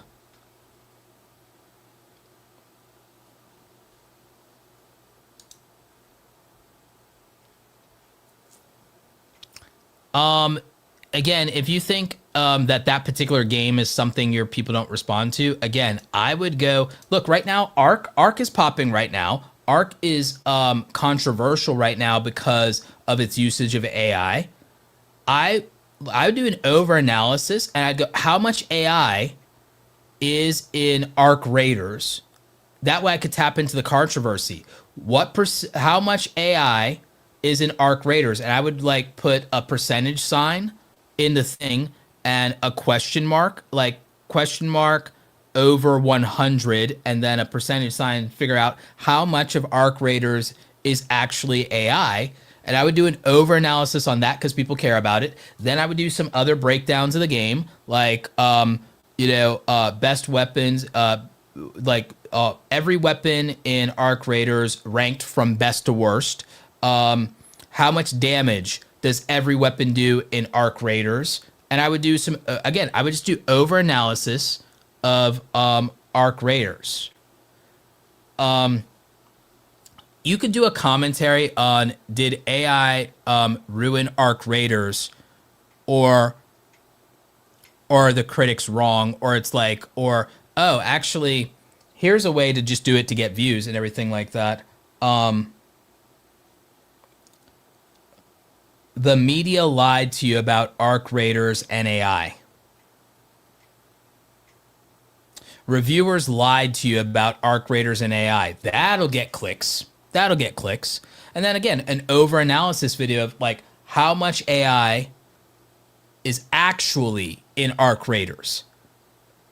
The truth revealed, or the truth exposed. Yeah, actually here it is. Exposing how much AI is actually in Ark Raiders. That's a video. Another one is reviewers lied to you about Ark Raiders and Gen AI.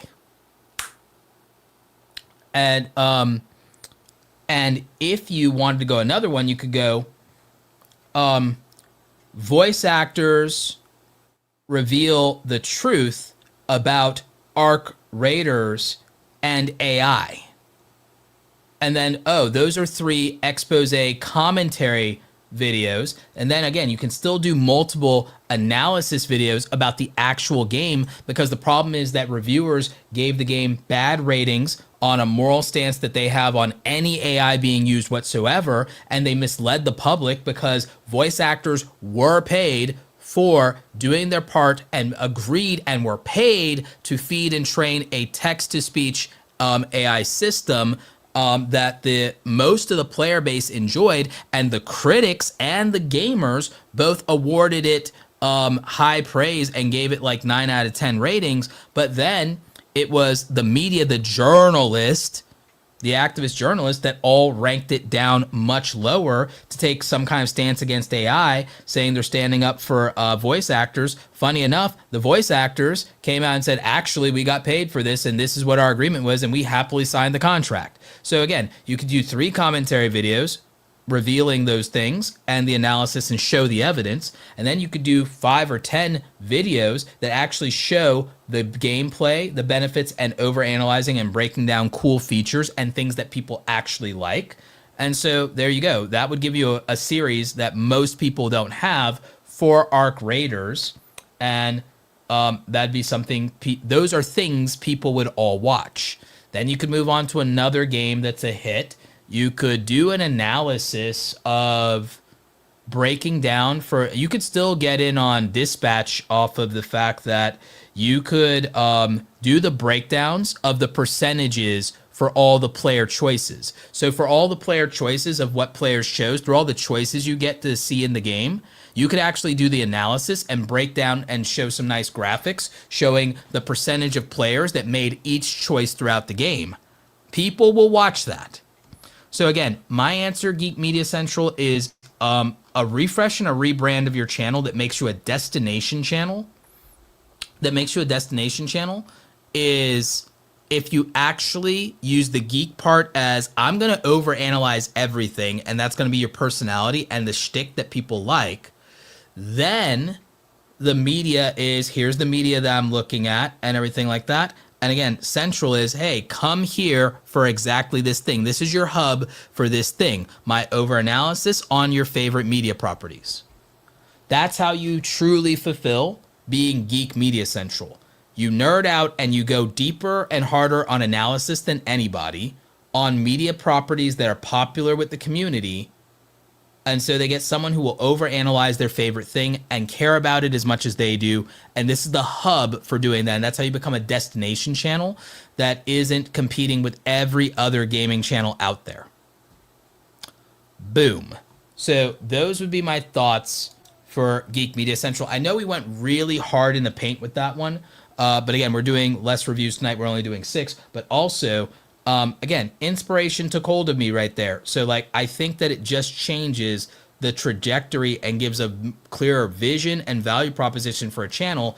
I also think it helps a lot of you understand, what do you do to stand out and be unique when there are just bigger channels out there doing something hyper similar to you? What can you do to stand out and really be different? So again, I wanted to give a thorough analysis of that. It's a problem that happens commonly on gaming channels of, how do I stand out? What will make me different? Oh, there are bigger channels out there. What can I do?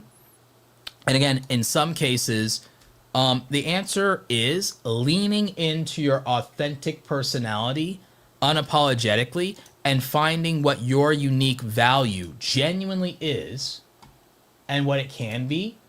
And again, with Geek Media Central, it's actually in the name. You know, it's right there. You know, you just couldn't see outside of yourself to see, oh, wait a minute, this is something that I can do that nobody else might be able to do, and that would be really interesting, and it was also challenging enough to do that other people may not go that hard. So again, something to think about.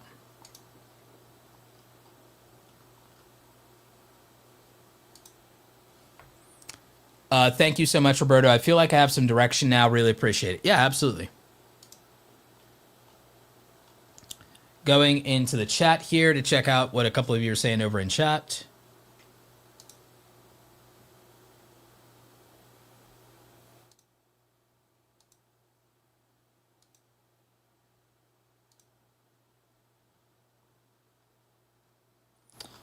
I think somebody asked about vocal break. Yeah, just a little bit. Someone had a question about brand deals, though. Zolo, we limited it to 6 tonight. We'll probably go again next weekend, so stay tuned. Kevin Sullivan says, "Hey Roberto, I'm getting some brand deals on my other channel, but I had someone try to hack me before. How can I tell who's real and who's fake?" So one thing to do is, instead of clicking on never click on any link sent in an email when it comes to these brand deals, because a lot of things are scams. Number 2, if you're a small channel, the odds that a company directly reached out to you, very minimal. It's not impossible, but it's very rare. So be skeptical and be wary of that. The other thing is, you should consider contacting the person at the brand. If you see an email, look that person up on LinkedIn and then reach out to them in DMs and see if they're real, because they could use a real person's name on LinkedIn, but it may not be them. So I would do that. And then you could figure out if they're legit that way. Always check the from email address. If something's from Gmail, it's fake. If it's from Gmail, it's fake. And so, again, don't click on anything in the email. Check the from address, and then also look the person up in LinkedIn. DM them directly. Reach out and say, "Hey, did you reach out to me? I'm so-and-so." And then that would be a way to vet the brand deals.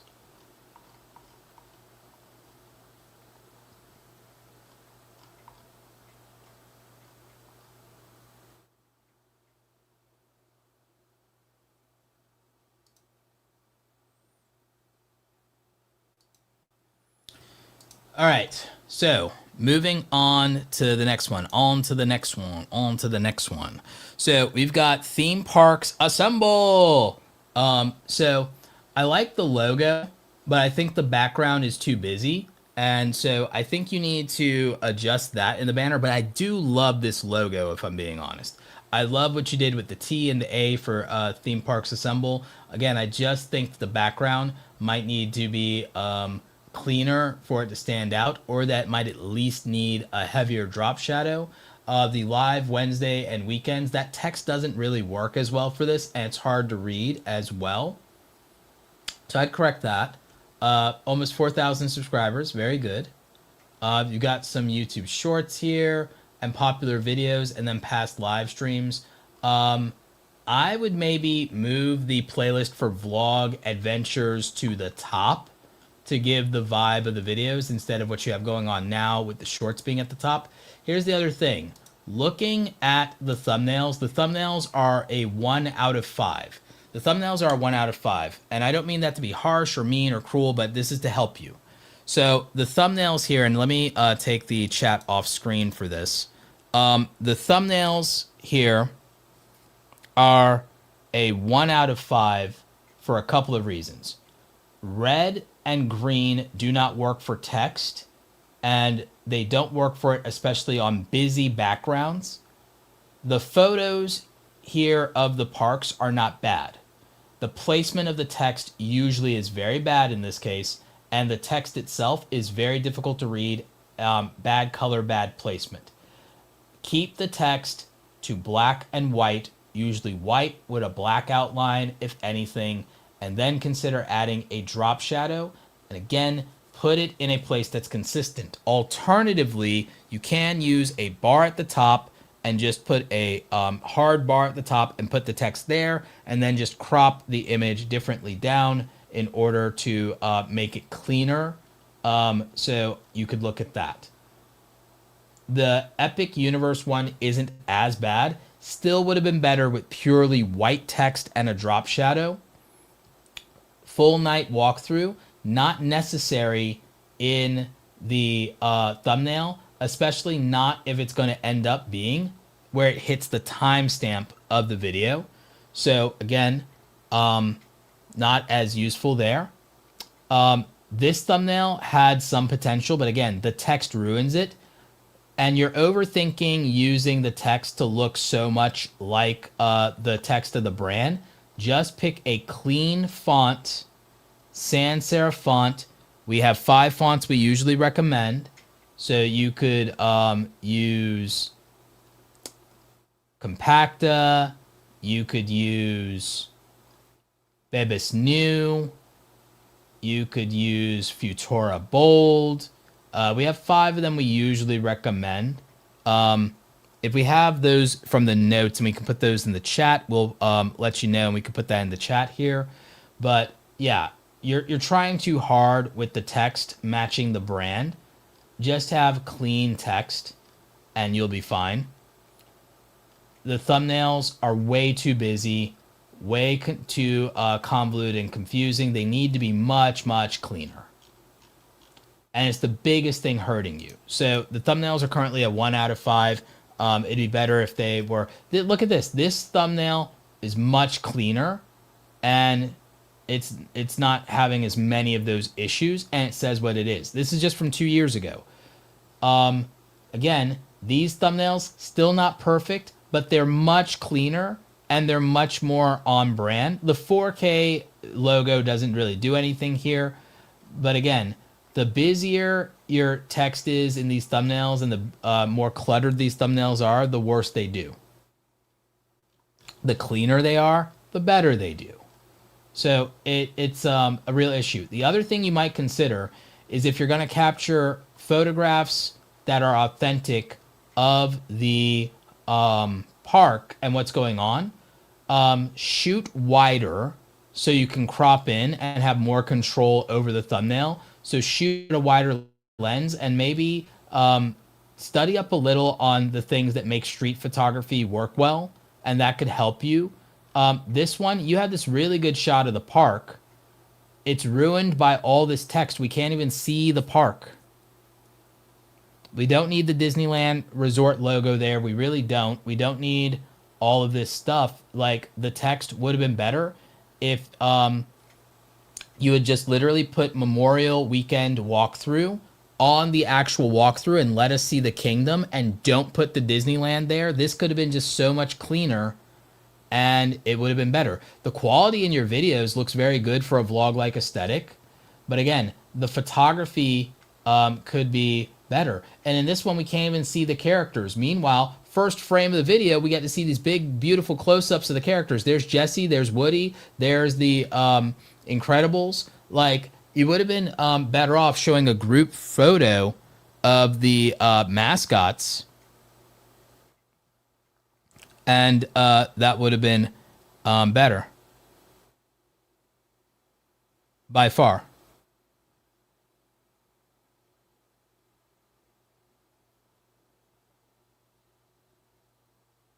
And yeah, some text is too small even to see on a phone. So again, cluttered.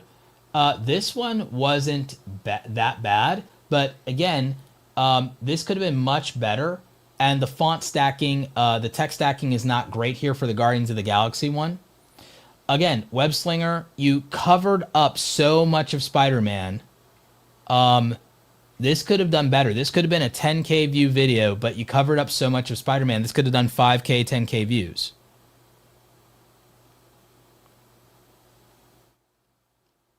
So again, the real issue here is the thumbnails and the approach to it. Even consider just taking such great photos that you don't even need text in the thumbnails. And just think about, how would I just shoot a photo so good and so Instagram worthy, or a photo so good they would use it in a magazine spread, and then just do that. Look at this one of the Lion King. You cover up half of the characters and cast that are on the stage. You have this wonderful shot of the Lion King in 4K at the Animal Kingdom being performed. And look at this. This is such a great video, but we'd never know how good this video is, because you cover up the money shot here, the great shot of the cast and characters on stage with all this text. The text is killing you, my friend. My strongest opinion here is that you can immediately go from having 1 out of 5 thumbnails to having 3 out of 5 or 4 out of 5 thumbnails by literally just not putting text in them ever again and not putting the 4K Ultra logo in them ever again. And literally just taking such, look at this Winnie the Pooh full ride thing. This would have been a perfect thumbnail if it had no text on it. And again, the video is so gorgeous, you know?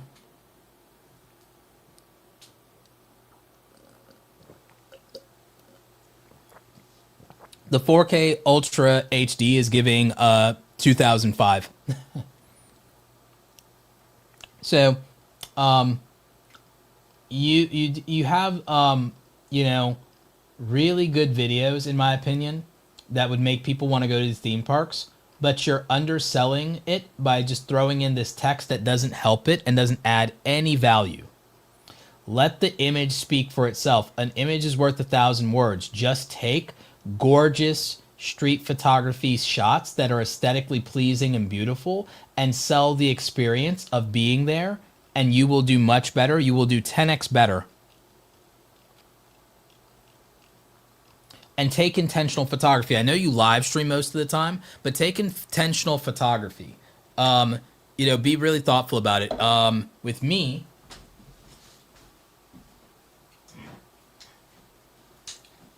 I shoot wildlife photography, right?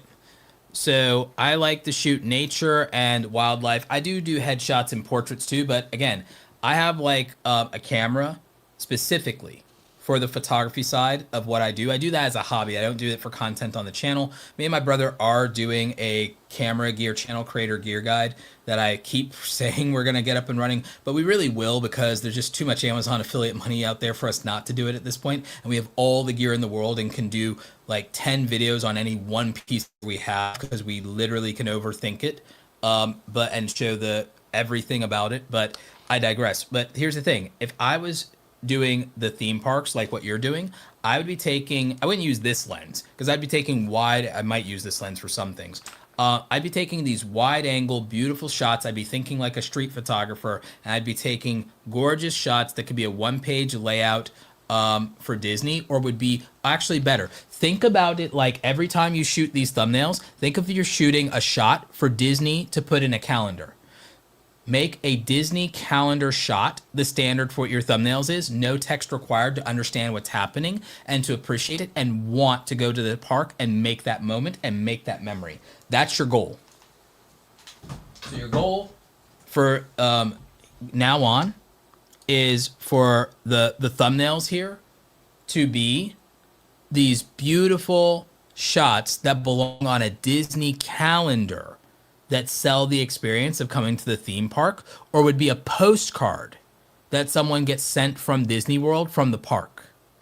That's the goal for your thumbnails, and that's what will turn things around for you when it comes to your channel here. And so I think that that would make all the difference in the world here. But what do you all think? Do you agree with me, disagree with me about theme parks assemble? I'd love to know in the chat if you're still watching live. I'd love to know in the replay, in the comment section, what would you do differently? Do you agree with me about taking this photography centric approach to thumbnails or not? Let me know. But yeah, hopefully you took some value from that and you appreciate that. Looks like you're you know, taking it to heart, and good. Again, all of this is said with love. I think the channel has potential. I just think that the videos are so much better than the thumbnails, and it's a shame because the videos could get and deserve to get more views.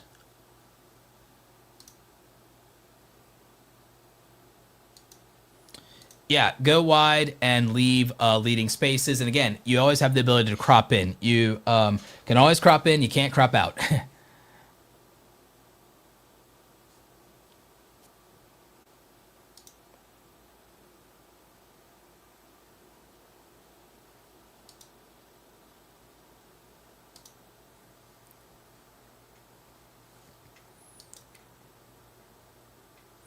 Yeah, you've also been wasting time on those thumbnails too. Yeah, you could just do so much better by taking photos intentionally at the park, planning it out, and really thinking about that. And then you'll have these photos, and the photos will just look better. They'll be sharper. They'll be clean. They'll be intentional. And you'll have options to A/B test. If you shoot enough photos for the thumbnails, you can A/B test.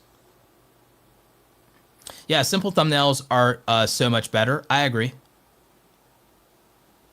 Yep, simple is better. Simple is better. 110%. Let's see. All right, so next up, we've got Dex, not Dexter. Thank you for waiting patiently.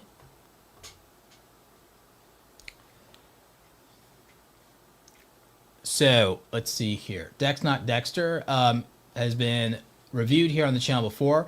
Does AI news content. And so you got a recent video out. Good job on the video 2 days ago, by the way. With the Nano Banana one, I think that one might not catch on. It's too much of a meme the way you're doing it there, so maybe not. I get what you were going for. Consider A/B testing that thumbnail. Nano Banana Pro just replaced Photographers Forever. Like, I would do something that leans toward the photographer thing if you're going to do that one instead. The Grok 4 update. Good job on that. 1,000 views. Gold star. Everything about Gemini 3.0 in just 10 minutes. Okay, here's the thing. Do this format for the rest of them. Everything about Gemini in 3.0 in just 10 minutes. Doing everything about Grok 4.1 in 10 minutes or less. Do one on ChatGPT 5.1. That's good. Do everything about Nano Banana Pro in just 10 minutes.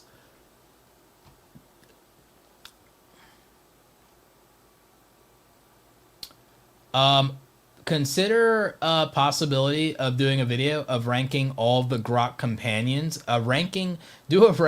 Consider doing a ranking video of all of the Grok companions. Let's see.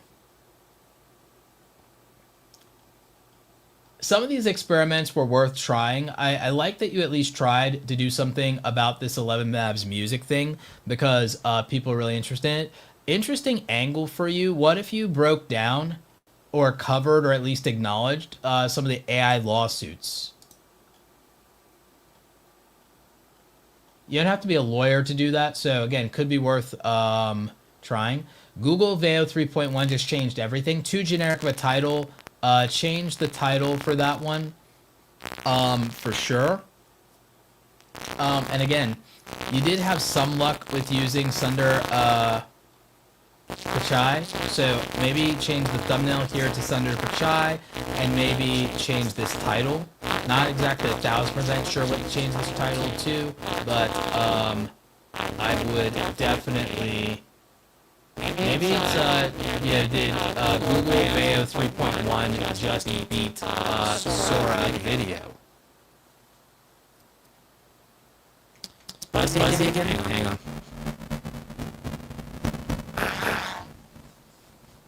I don't know why the microphone or audio is getting fuzzy here. Again, I think that's the Rodecaster is just getting too old because it's been like 5 or 6 years. Hang on. When in doubt, plug it in. Is it better now? Is it better? Is it any better now? Is the audio any better now?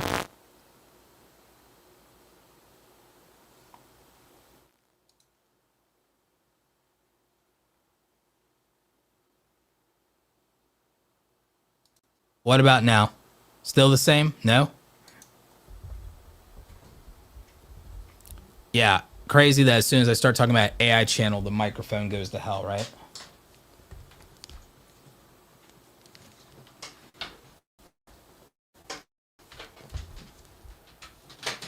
What about now?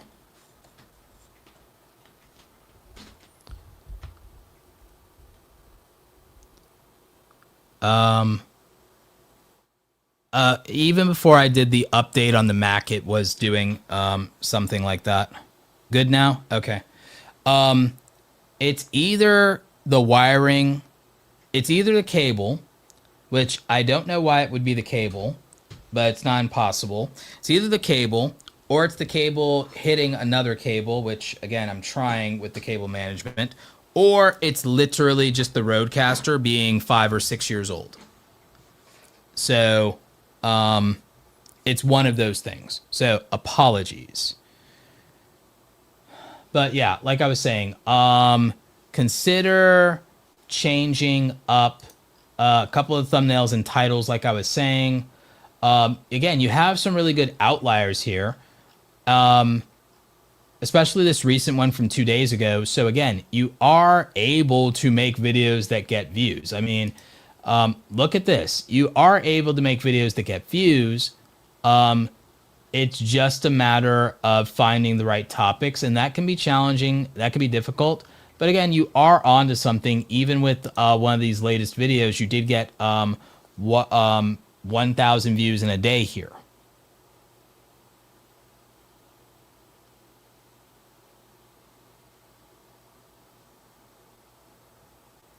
Yeah, if cables hit each other, they can get magnetic field interference. Yeah, I've heard of that as well. So again, I'll see what can be done, or if it is a cable management issue. But yeah, that is a possibility given the wiring here. That's a small possibility.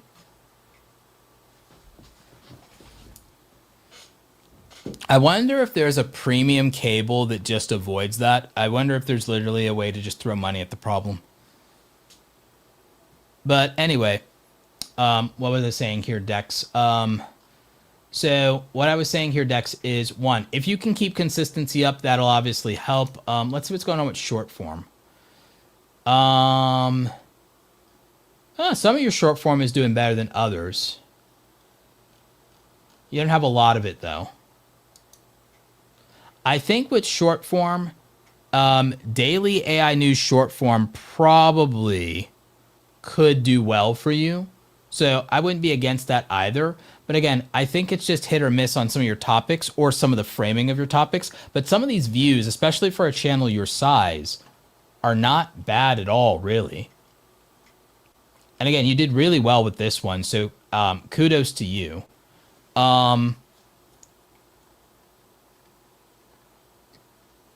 Yeah, I would change this Google Veo 3. Did Google Veo 3 just beat Sora Video? Because people would be interested in that.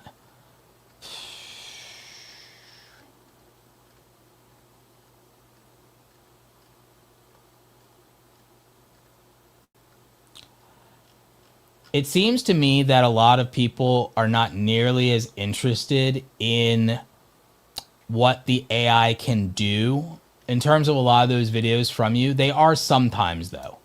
If the AI is doing something crazy, then they are interested in that. But people seem to be really interested in, yes, the news, but also anything that's framed around it being like revolutionary, game-changing, or just radically different than what they expect. And also, they're interested in competing models. They also seem to be interested in anything that suggests that Elon is in trouble or that Sam Altman is in trouble. So that's so there's a little bit of a controversy angle that does work for quite a few of your videos. So do consider that aspect of it.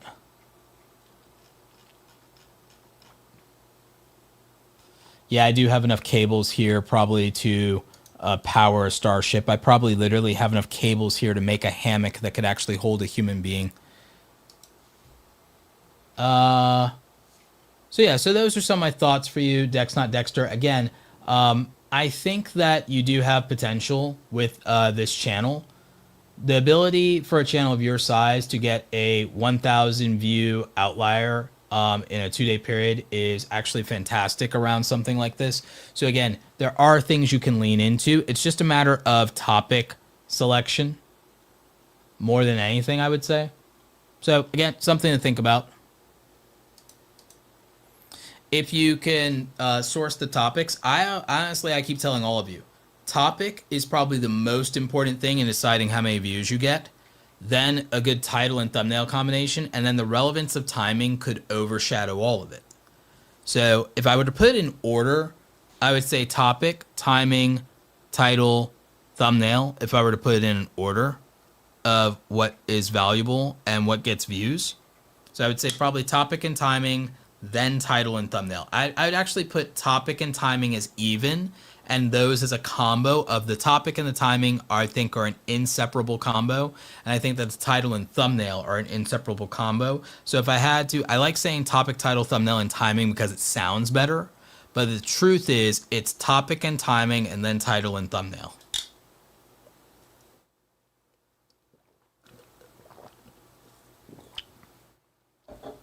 So that's what I think.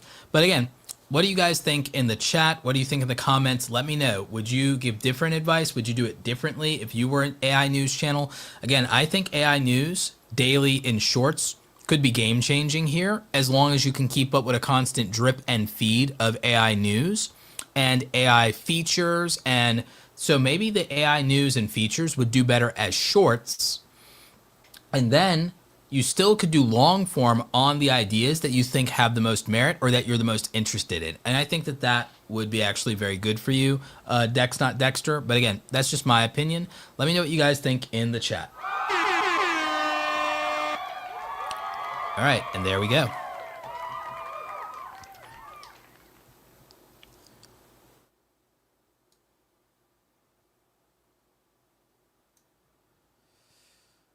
So let's see. 2 more to go, I think, right?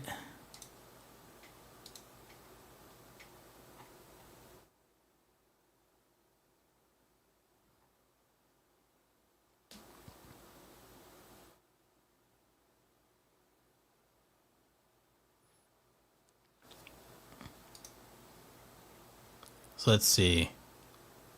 Looking at the chat.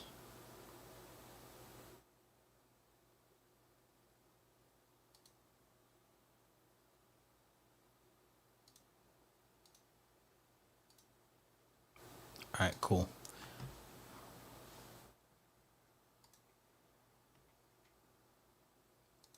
All right, so next up, we've got cryptids and crafts. Love the banner here, Tish. So very good. You've been working on shorts for a while. You want to pivot into some long form. Let's see what's what we've got here. Let's sort by popular on the short since it doesn't do it by date.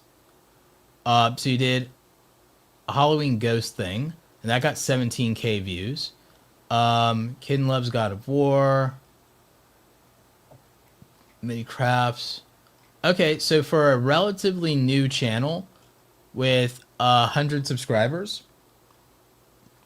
these shorts that you've done seem to have performed fairly decently, considering it's a new channel with a small audience.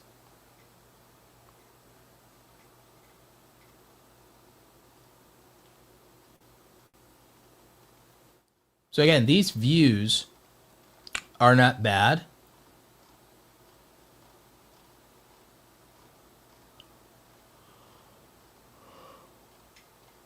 But most of the audience is going to be short. So when you do long form, temper your expectations, because for long form, it is the equivalent of starting from zero. And again, you've done these intermittently for the for these. I think that if you're going to do long form videos, you need to give yourself some kind of challenge for those videos. And I would think that those videos kind of have to have some kind of angle to them in terms of a challenge. Like today, I'm trying to do this, I'm trying to do that, and they can have a theme. And like I said, Cryptid's theme could be a thing. So I I think that if you do a challenge around drawing cute cryptids and you make long form and short form, and the short form could be multiple days in the challenge or behind the scenes kind of the challenge, but it's like trying to draw the cutest cryptids, and it's something like cute Nessie, cute Yeti, cute this or that and everything. That could be a whole thing, because cryptid, like if you had unlimited money, cryptid cuties could be a plush line of like plushy dolls where you have cryptid cuties, where you literally have these almost chibi-fied Muppet Baby versions of cryptids, like the Chupacabra, the Yeti, Jersey Devil, Nessie, and so on. Bigfoot, well, Sasquatch, if we want to call him his proper name, so on and so forth. So that would be a way to keep on theme here for cryptids and crafts. The thing is, eventually you could challenge yourself to actually try to make plushies into cryptids, and then maybe people would crowdfund you making a bunch of those and getting them done so they could own them. So I would try and do those. I would do different projects. I would like do weird things, and I would be like, oh, trying to make a cryptids card game, and I would design cryptid cards and kind of mimic Pokemon or Magic the Gathering cards, and I would show people in the shorts the behind of scenes of that, and I would also show it in the videos. And so I would just approach it with these cryptid themed art projects, and that's how I would approach this channel, if I'm being honest. So again, my idea for you, or my review of you, is much more on concept, because again, your shorts views are fine. So again, if you just need an outlet, your shorts views are fine. But again, I would try to get closer and closer to the theme of combining cryptids with crafts for this channel. In general, it looks like you just like to do crafts and art and drawing, and I know a little bit about you, so I know that. But again, for this channel, it has a theme behind it. I think that you could do general art and share if you do your live streams as general art and share, and doodles and cozy doodles and stuff like that. But for the rest of the theme to be on theme, I think it needs to be at least animal themed, if not cryptid themed, in general. So that's kind of how I would approach it. And there's enough variety of ways to do this to where you wouldn't get bored. And again, you could even give yourself challenges like drawing, what if the cryptids threw a costume party, and you could draw the cryptids at a costume party dressed as each other. And then that could be like just something cute and funny for a long form video. You could live stream the behind the scenes of it. So again, just give yourself kind of these prompts for the idea generation part of it, and then just do something like that. You did do the I turned my cats into cryptids. Okay, cool. So like, again, it's stuff like that. Be creative with it. And again, I think that thematically that ends up being much stronger.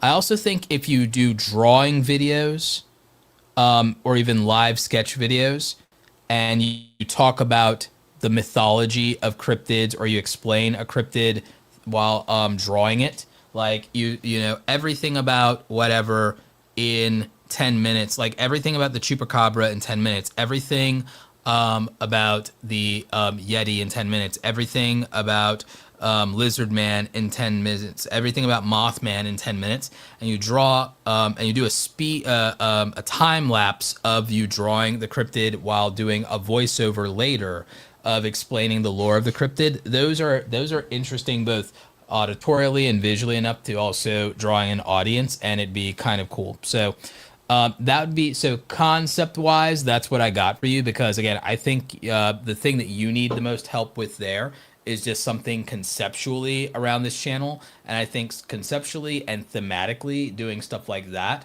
would give you kind of a way to attract people. And if people randomly find your channel through shorts or scrolling in their feed, or they come onto it live, those are the kind of things that are interesting. So there's that. Whenever you're feeling festive or something like that, or it's a holiday, you could always try making cryptid cupcakes. You know, there's things like that. So that's the kind of thing I would do, is I would just try to stick to a theme. Hard as it is for artists, I would just try to stick to a theme and get clever with it, so that there's still some unifying theme to my channel. So that would be my advice for cryptids and crafts. But what do you guys think? Do you agree with me? Let me know in the comment section if you are watching the replay. Let me know in the chat if you're still watching live. So yeah, I think that's 5. We're down to 1 more. So thanks for that, Tish. And again, good job on what you've been doing so far. Again, art channels are really hard, but there are ways to make it work. EB Adventures. You disagree? What do you disagree with? Be more specific.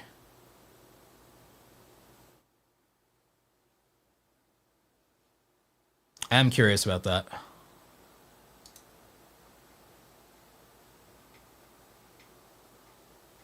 Huh, that's interesting. Oh yeah, for the cute cryptids, that could be interesting. I agree.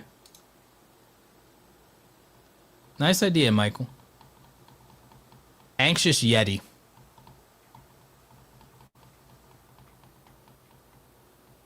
Anxious Yeti, claustrophobic chupacabra, shy Nessie.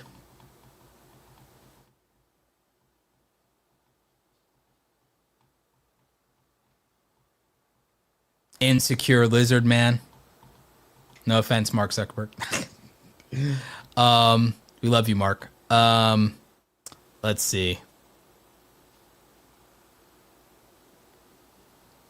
Those are the best ones I can think of. Shy Nessie, Anxious Yeti, claustrophobic chupacabra.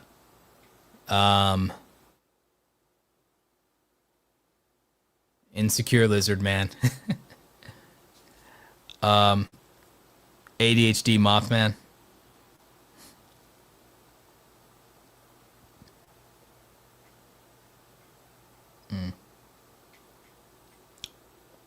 Bipolar Mothman.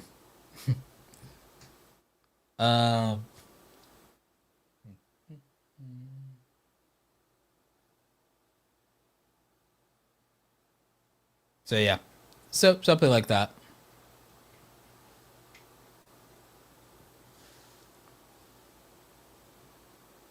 I think that'd be interesting.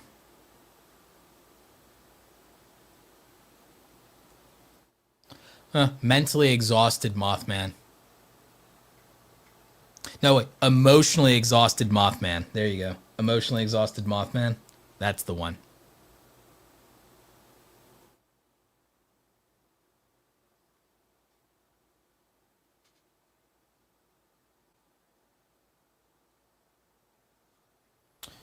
Hard to articulate here. I do agree with your concept of sticking to one thing, so I agree 40%. Yeah. Okay, to each their own.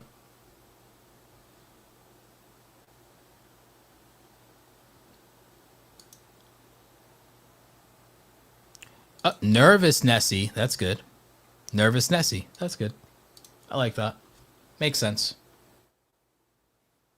So yeah, so Nervous Nessie, emotionally exhausted Mothman, claustrophobic Chupacabra, anxious Yeti. That's a good start. There are so many more cryptids, but that's a good start. Insecure Lizard Man. I still like Insecure Lizard Man.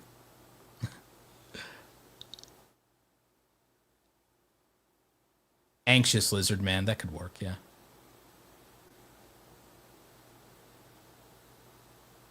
No, wait, we went Anxious Yeti, I think. So yeah, Insecure Lizard Man it is.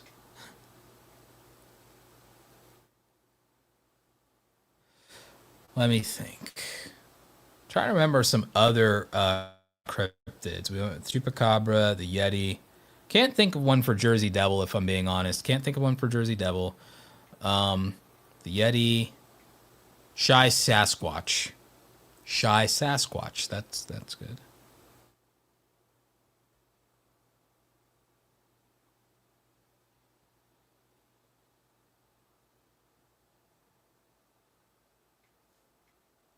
Yeah, Struggling to think of other cryptids. I know, at least we know that I can name at least 10 cryptids. So there is something. Bipolar Bigfoot. Sasquatch is Bigfoot, but bipolar Bigfoot works better. Nervous Nessie, bipolar Bigfoot, anxious Yeti, insecure lizard man, emotionally exhausted Mothman, claustrophobic chupacabra. So that's 6.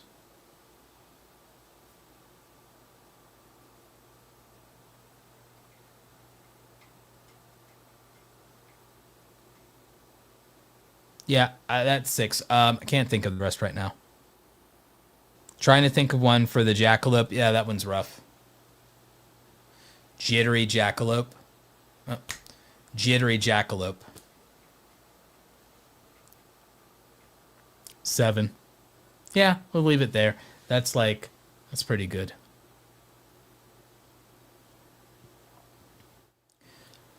We got one last channel here to review. But yeah, I think that's good for the cryptids. Next channel we have up is Broken Skull. I like this. So this looks pretty dope, honestly. Broken Skull's YouTube channel, aesthetically gorgeous profile pic and banner, my friend. Well done. Let's hope the channel lives up to the hype of the imagery. So you got 3,000 subscribers here, a couple hundred videos. Let's see. Interesting.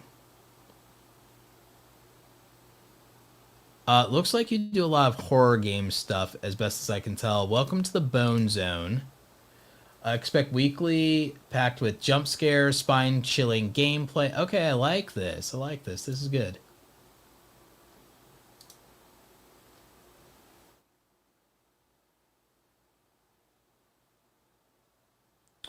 I'm going to say that for what the channel is, the thumbnails are actually really good.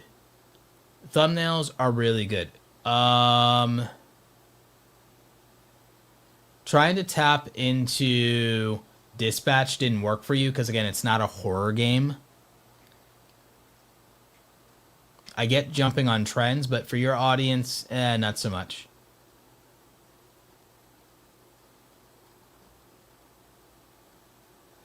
These are really good, and I'm getting OG PewDiePie vibes here. So I actually think your concept is strong. I think the video views for your channel size is fine. I think that you might have to... I think that what would work here, excuse me, is one, of course you want to jump on new games in the genre, but you also want to revisit, I think it would be good to revisit nostalgic games that set the genre on fire. Like, you know, I would consider even like revisiting Amnesia, because PewDiePie made that so iconic. People might want to see that again and see if it still holds up. So I would look at that. There's allegedly a new BioShock coming out, so revisiting the worst jump scares in BioShock could be good, or the most terrifying lore of BioShock. Ironically, I think tapping into even the lore of some of these terrifying video game characters could be really good, in addition to doing the gameplay stuff.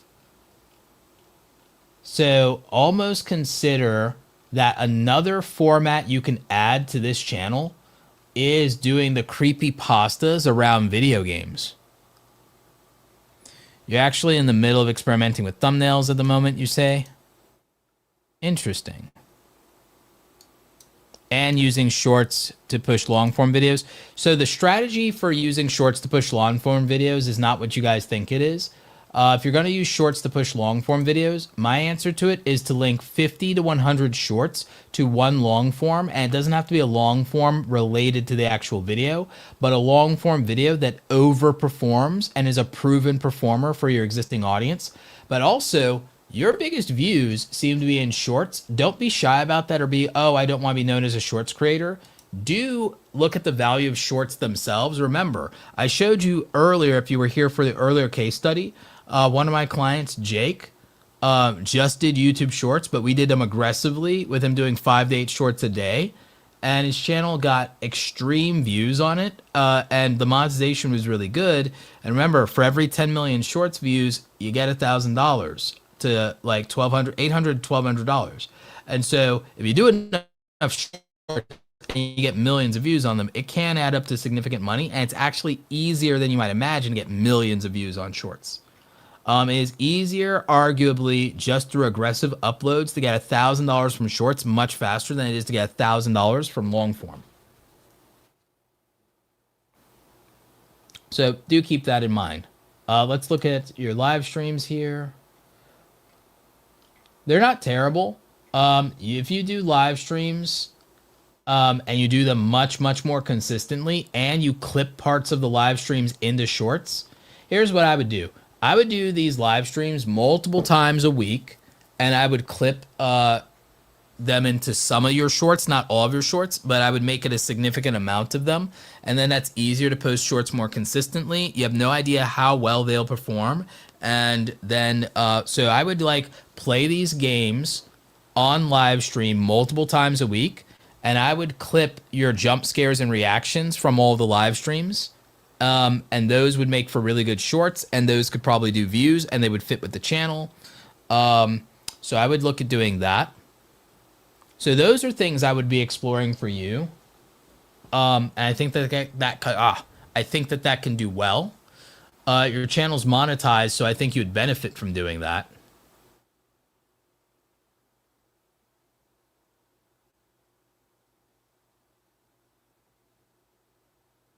You've taken a step back from them because balancing it with edited videos is tough.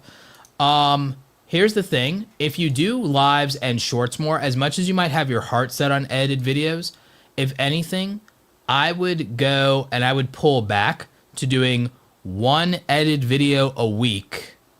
I would live stream Monday through Friday, and I would post shorts every day. And I think the channel would probably do better if you did one video like this a week. If you did one video like this, ignited Bonnie is the fastest animatronic in Hello Neighbor. I think if you did one video to two videos like this a week, and then you did multiple shorts a day, and you did live streams Monday through Friday, life and full-time job stuff. But here's the key to that. If you do the live streams for 1 hour to 90 minutes, and you did those Monday through Friday, if you only did it for 90 minutes, instead of like, you do it for 90 minutes a live stream, or even 1 hour a live stream Monday through Friday, and you clip enough clips from that to post 3 shorts a day, and then you only do edited videos one to two times a week, and you just do the edited videos on your day off, and you don't overcook them, and you could use, if you needed to, footage from the live streams to help with it, you'd have an efficient way of making a large scale of content that can grow the channel across all 3 formats. The short form 3 a day could also be posted to TikTok. Then you could start making money off the TikTok. The live stream could be simulcast to YouTube and Twitch so that you could grow a following on Twitch. And again, you could be streaming Monday through Friday for like 90 minutes. So again, that's your gameplay after work anyway. And then you just clip those. You can use Opus Clip to help with selects for AI so you don't have to do too much work. And so then that clips you automatically. You have 3 clips. You mostly focus on things like the jump scares. You 3 clips a day. You post those to shorts. You use the recording in high quality for footage for your long form videos. You do the long form videos on your day off on like Saturday. Let's just say you work Monday through Friday. You do the shooting and editing, and you don't make it too rough on yourself, and you just get up early on a Saturday. You knock that out. And then you can have Sunday off to live life, and you can still have Saturday night to live life. You don't stream, you don't edit till late. You make sure you wake up early, you knock it out, and you still have your whole afternoon and evening on Saturday. So you do that. So you basically are giving yourself a 6-day-a-week schedule of work, but it pays off. You corner off Sunday to really be the day that you rest. I know it's rough, but until you can get out of the 9 to 5, this would be a way. You don't have to do this, but you could do this. You don't have to do this, but you could do this.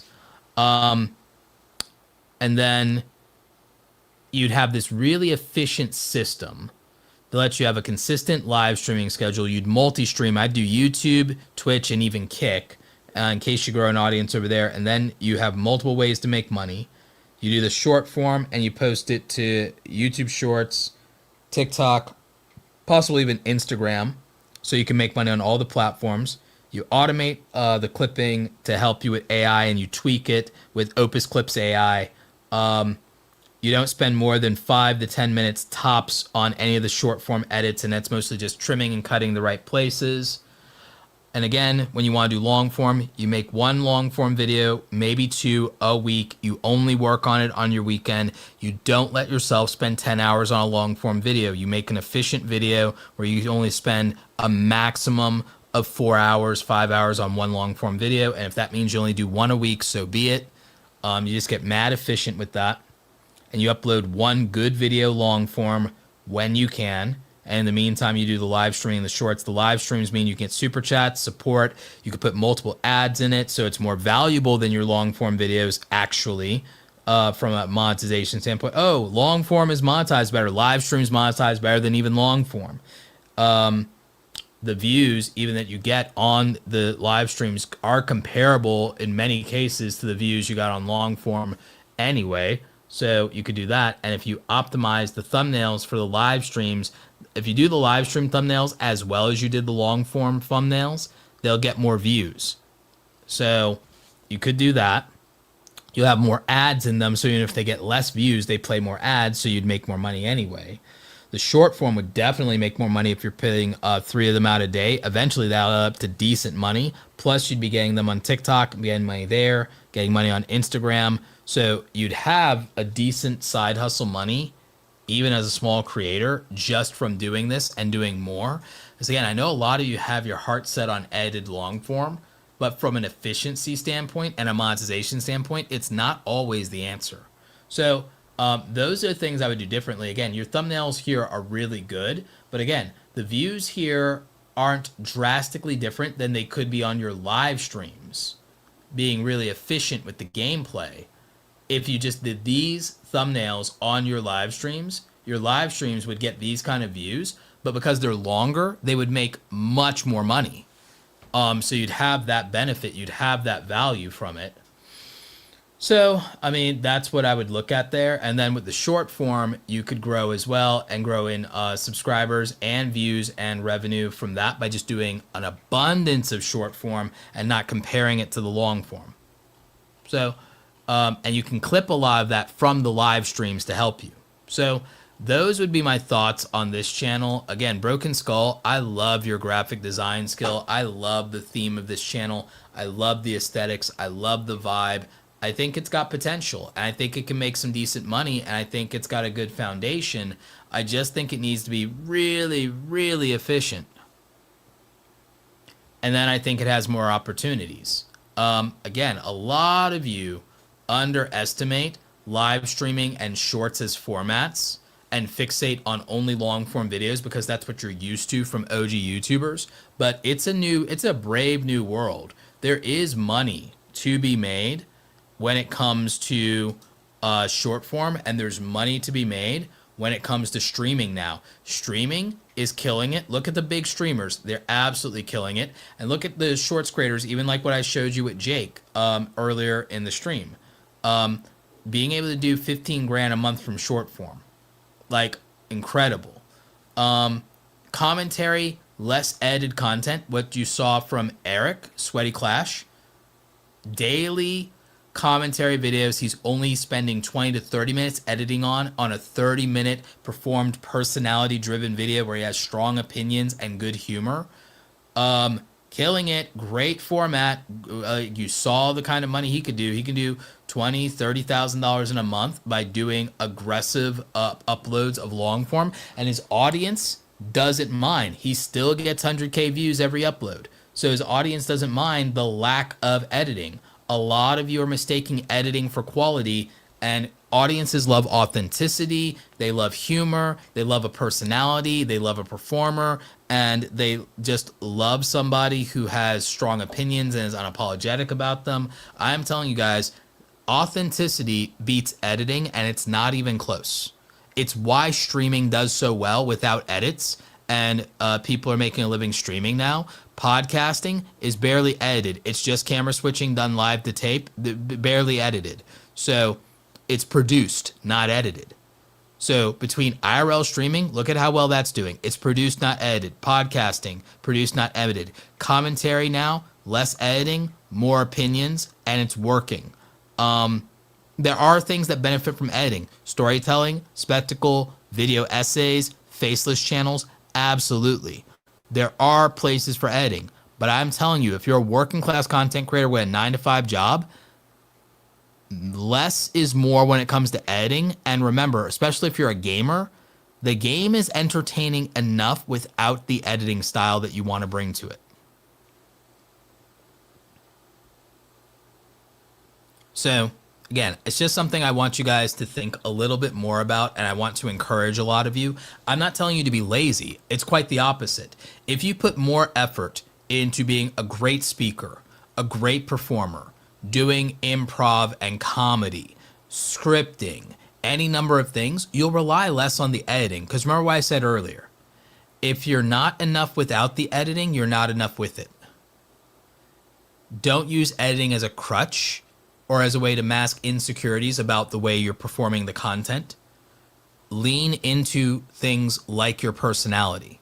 And editing, good editing won't save an objectively bad idea. And for a lot of you, when it comes to views, editing does not get you more views. It can get you more watch time, could get you more subscribers, could get you more retention. But views are decided by whether you like the topic, whether the timing is relevant to you, whether the title speaks to you and you identify with it, and whether the thumbnail gets your attention, and whether the thumbnail speaks to the quality you expect from the video. So those are the things that I would tell any of you. And again, for you, Broken Skull, think the channel has mad potential. Looking forward to seeing what you do with it. But again, I'd love to know what you guys think in the comments. I'd love to know what you guys think if you're watching live still in the chat. Let me know what you think. Do you agree with me? Do you disagree with me? Would you take a different direction? Let us know. Boom. So yeah, so those are my thoughts. And again, those are my authentic thoughts. And look at it this way. These live streams, some of the live streams have gotten tens of thousands or even hundreds of thousands of views with no editing. The best live stream we've ever done was a workshop on you guys designing and selling merch and showing you how to do that and how to set up your online store for YouTube and connect it to YouTube and sell your merch. 800,000 views to this day. It's a 3.5-hour video. Oh my God, short attention spans. 800,000 views, 3.5-hour video. Oh my God. Editing, no editing. These are just produced, not edited live streams. There are multiple live streams on this channel that have over 100,000 views, and they're produced, they're not edited. Editing is not everything. Value for the viewer is what matters most, and viewers value a topic they care about, timing that's relevant, a title that relates to them, and a thumbnail that attracts them. So that's the views part. Retention is much more about your personality. Do I like your personality or not? Do I like the performance that you're giving? Do I like the cadence that you're giving? So the pacing. So pacing, personality, performance matters a lot more.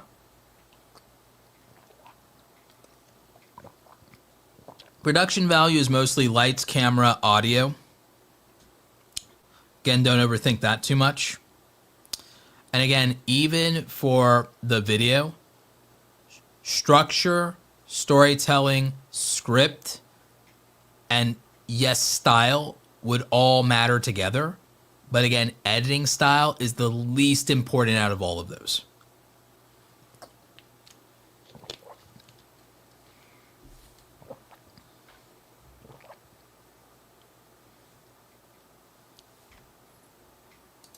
Yeah, I'm doing well for the most part. You know, life is life. So again, I've been super busy. A lot of coaching, believe it or not. So that's been going extremely well. Trying to actually myself come back to content. And again, when it's time for me to ramp up content going into 2016, especially with the 2016 how to start a YouTube channel content, again, I'm going to edit less and produce more.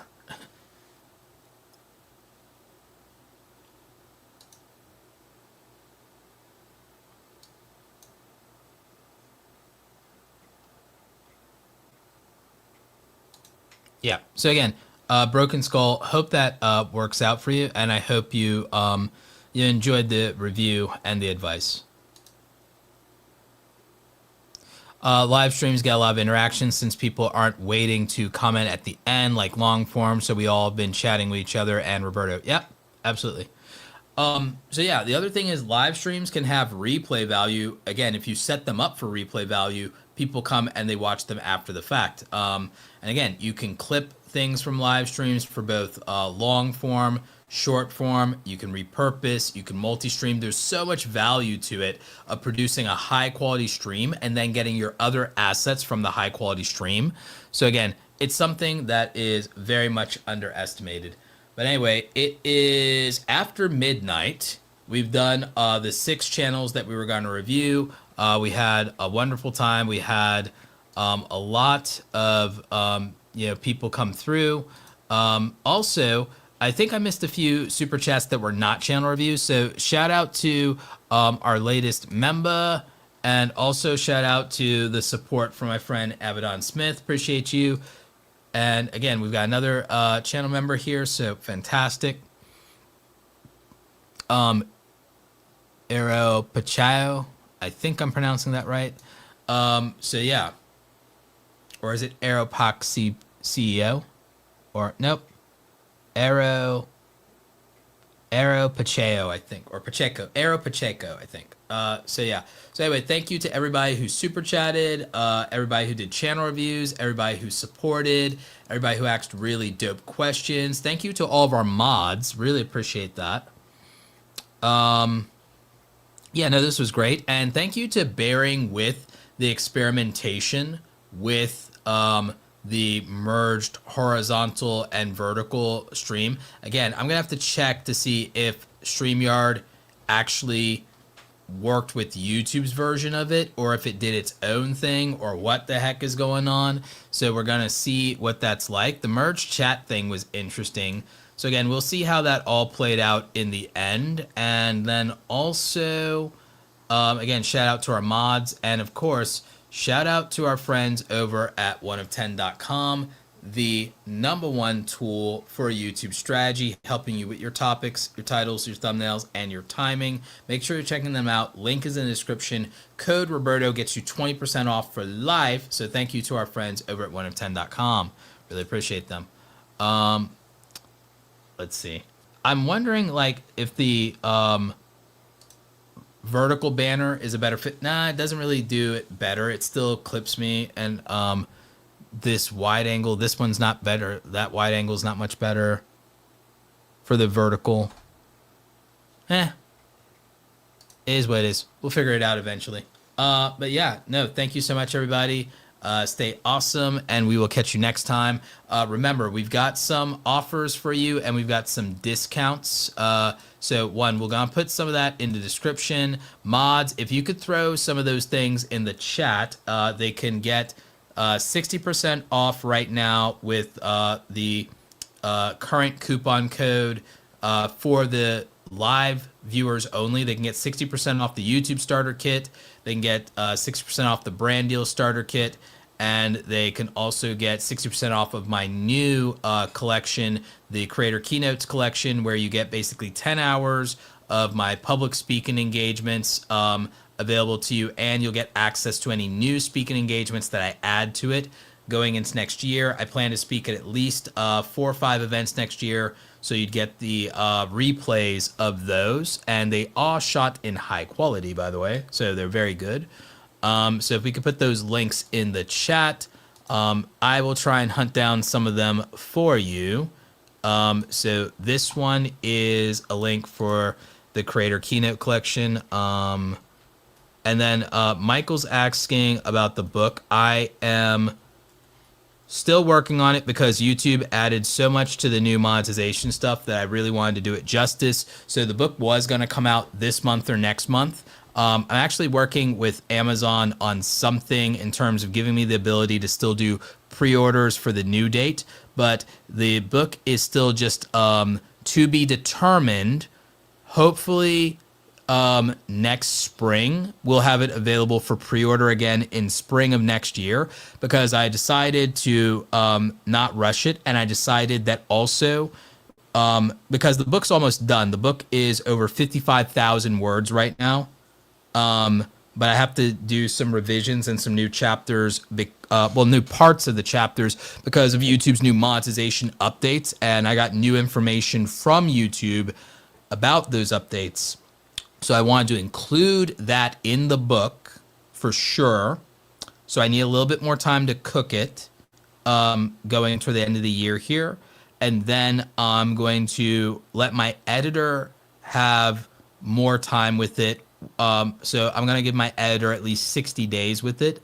So again, I have to postpone the book until next year, early next year, because of the new monetization updates drastically affecting the overall book. So I can't just kind of throw those updates in there. I have to really rework a lot of the book around the new YouTube monetization updates. There are about 6 big YouTube monetization updates, 6 short updates, and 6 live streaming updates, and they're all hyper relevant. So there's not really a way around it, so to speak. So the book just needs a lot more work to round it out with the new updates, because they were just too significant, and they fit with the way the book was already written, but there's just so much specific information, and then there's new revelations from YouTube about how some of it actually works that I'm privy to. So especially a lot of the updates with YouTube Shopping, the brand deal integrations. So I want to make sure that I'm doing that part justice and it doesn't feel like it was just shoehorned in. So I want it to feel more organic to the book's message overall. And there's a massive change to a big strategy that I want to add from scratch, because I have a new strategy for brand deals that works its way into these changes that doesn't currently exist for most YouTubers right now, around the brand deal stuff. So it's pretty significant, and I wouldn't not want to have it in there.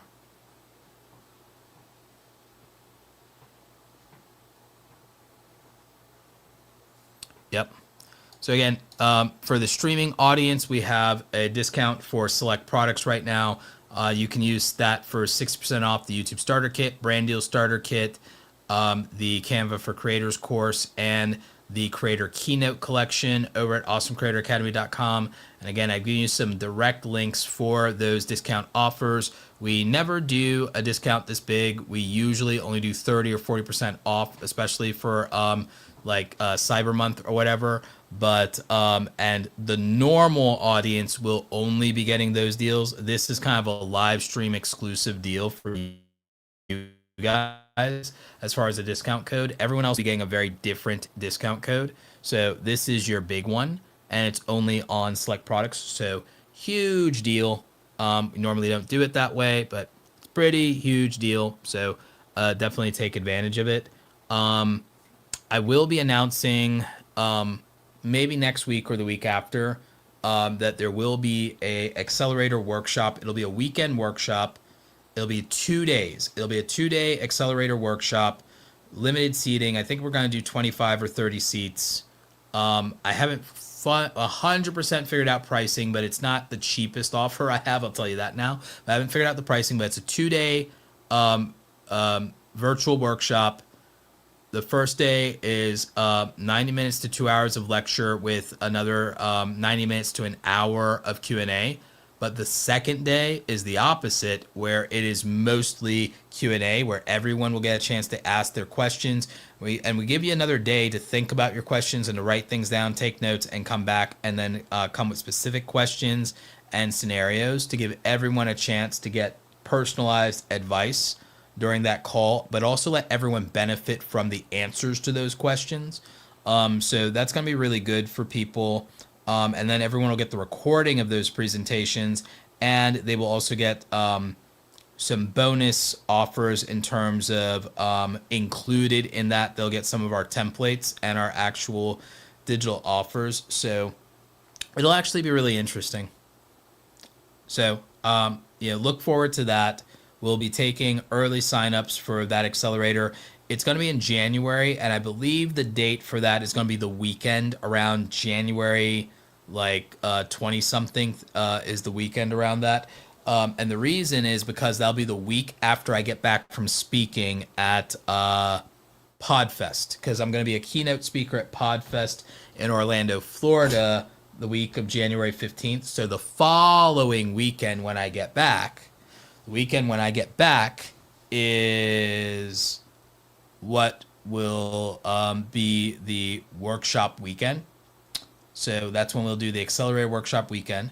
It will help people who are launching channels or growing small channels, and it'll help them set up their strategies and systems going into 2026 to make it the year that they finally grow on YouTube. So, yeah. So that's the plan for that. For anyone who's super interested in that, you can feel free to DM me on X or reach out to me on email and just say, hey, Roberto, I cannot wait for the accelerator workshop. When you're ready to drop it, I'm all in. What I will tell you this is it's not going to be one of those $1,000 weekend workshops. It's going to be considerably cheaper than that because we really want to help give an opportunity to smaller content creators who need some help. I already have premium coaching clients, so we're going to do something that, even though it's a group setting, is very accessible to the 25 or 30 people who want to do it, or however many we get. However many we get is how many we get. But I will tell you this, it will be under $1,000.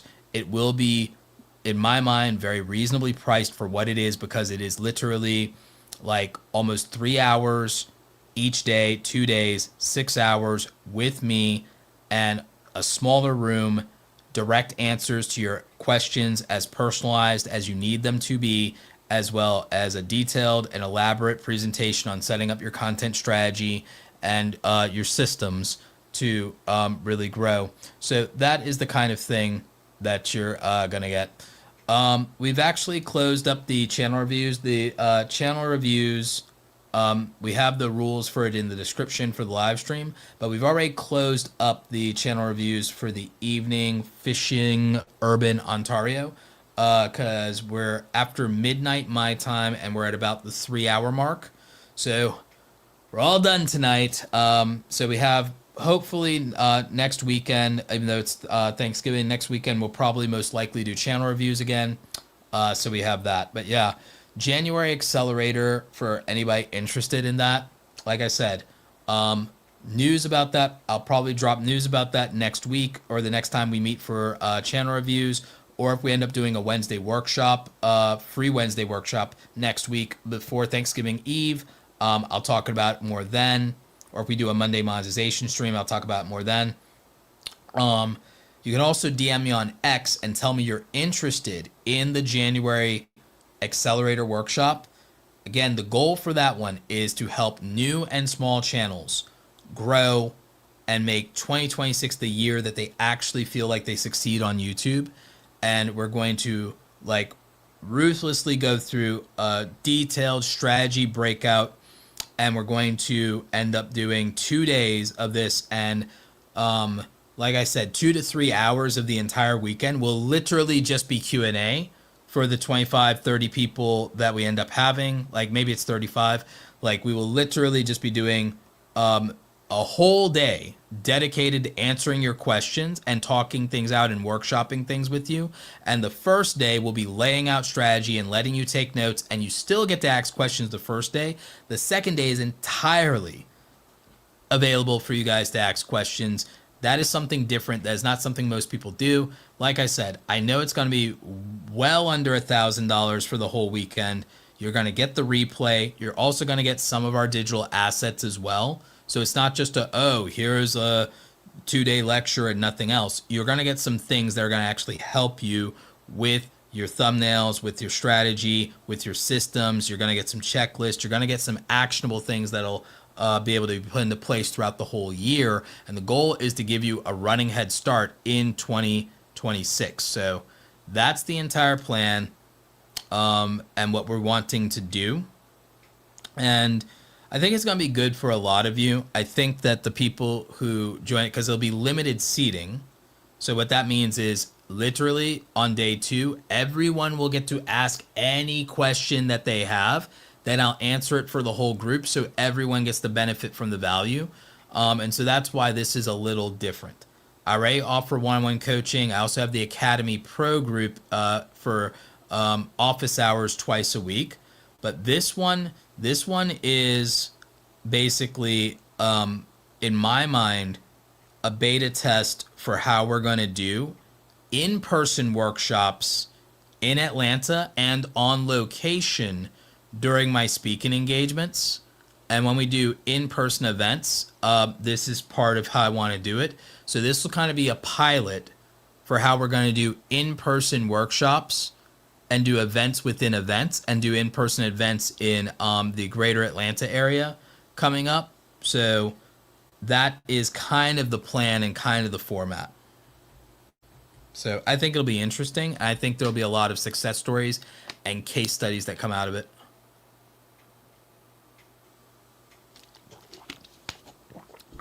Sean, yes, everyone who's already in the Academy Pro group should get access to the Creator Keynote Collection. If you are already in the Awesome Creator Academy Pro group at Pro level or VIP or Elite, all the Pro group members will be getting access to the Creator Keynote Collection already within your subscription, whether you're monthly or annual.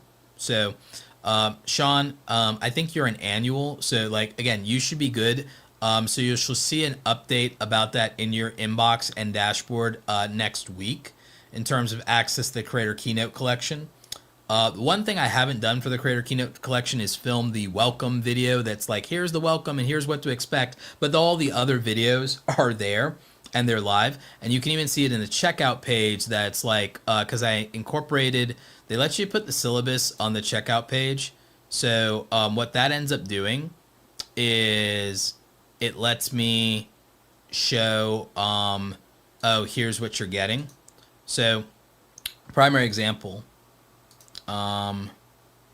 let's see here. So primary example says share screen. Why won't it let me? Oh, wait, here it goes. So this is the checkout page. And again, if you use the discount code, you're going to get 60% off this price. So more than half off this price. And so it shows you the Creator Keynote Collection, and the ones with the video icon means that video is live right now. This one I have to check on the upload here because I think the upload didn't work correctly. And like I said, the what to expect page, I didn't film the welcome video for that yet, or I didn't post it yet. That's the only thing really missing there. But again, it shows you my 2025 keynotes. Then it shows you the other keynotes, which are mostly the 2024 keynotes. And so boom, you can see that you've got over 10 of these here. Most of these are an hour or so. So you get some really advanced knowledge here. People flew out or paid around the world to come to those keynote events. And you guys will get the replay of these various keynote events that I did and performed. And we'll also be adding some bonuses over time. Plus, with the Creator Keynote Collection, you will be getting access to my future keynotes in 2026 and beyond. And so I'll be posting them here as well. And those are also ad-free, so that's the other cool thing. So again, this is lifetime access as well. So that's what you get with the Creator Keynote Collection. That is also one of the other items included in the Awesome Creator Academy Pro Group membership for people who join the Pro Group. Plus, for those in the Pro Group, like Sean, for example, you get access to group coaching office hours twice a week if you join the Awesome Creator Academy Pro Group. So link is in the description for that. Also, you're going to learn about the Pro Group and everything else we offer when we close out the video here, because it's part of our outro. So next week, I do plan to do either a Monday or Wednesday live stream, most likely a Wednesday live stream. It's most likely going to be a Wednesday live stream. We may do a Monday live stream, Friday or Saturday channel review stream. I'll let you know in advance. But other than that, it's been a great night. Thanks for also helping me test out the vertical live stream simulcasting. That's been interesting. I don't know if we'll do the horizontal and vertical again. And again, if StreamYard could ever get it to work exactly with YouTube's merged one that they're supposed to do, then I'd prefer that. But we'll figure it out. We'll figure out this vertical / horizontal streaming thing eventually. But again, I think it was a good experiment. I had a great night with you guys. Thanks for doing the channel reviews, the great questions and super chat. I think it was very cool. So again, we'll catch you next time. Stay awesome. And if I don't see you between now and then, happy Thanksgiving, everybody. Take care. Becoming a content creator can be a very lonely process and adventure, but it doesn't have to be. When I first got started going from 0 to 100,000 subscribers, I had to do it all by myself. I didn't have a community of like-minded and like-hearted creators to talk to or to ask for advice, and I certainly didn't have a mentor to guide me along the way. I built the Awesome Creator Academy Pro Group because when I was getting started, what would have meant the world to me is not to have to struggle alone when it comes to being a full-time content creator. If I had had a community of creators that I could talk to and share information with, I would have avoided a lot of mistakes in my early career, and there would have been opportunities with brand deals where I would have gotten a better understanding of how to negotiate, and I wouldn't have undersold myself. I wouldn't have been taken advantage of in those early situations.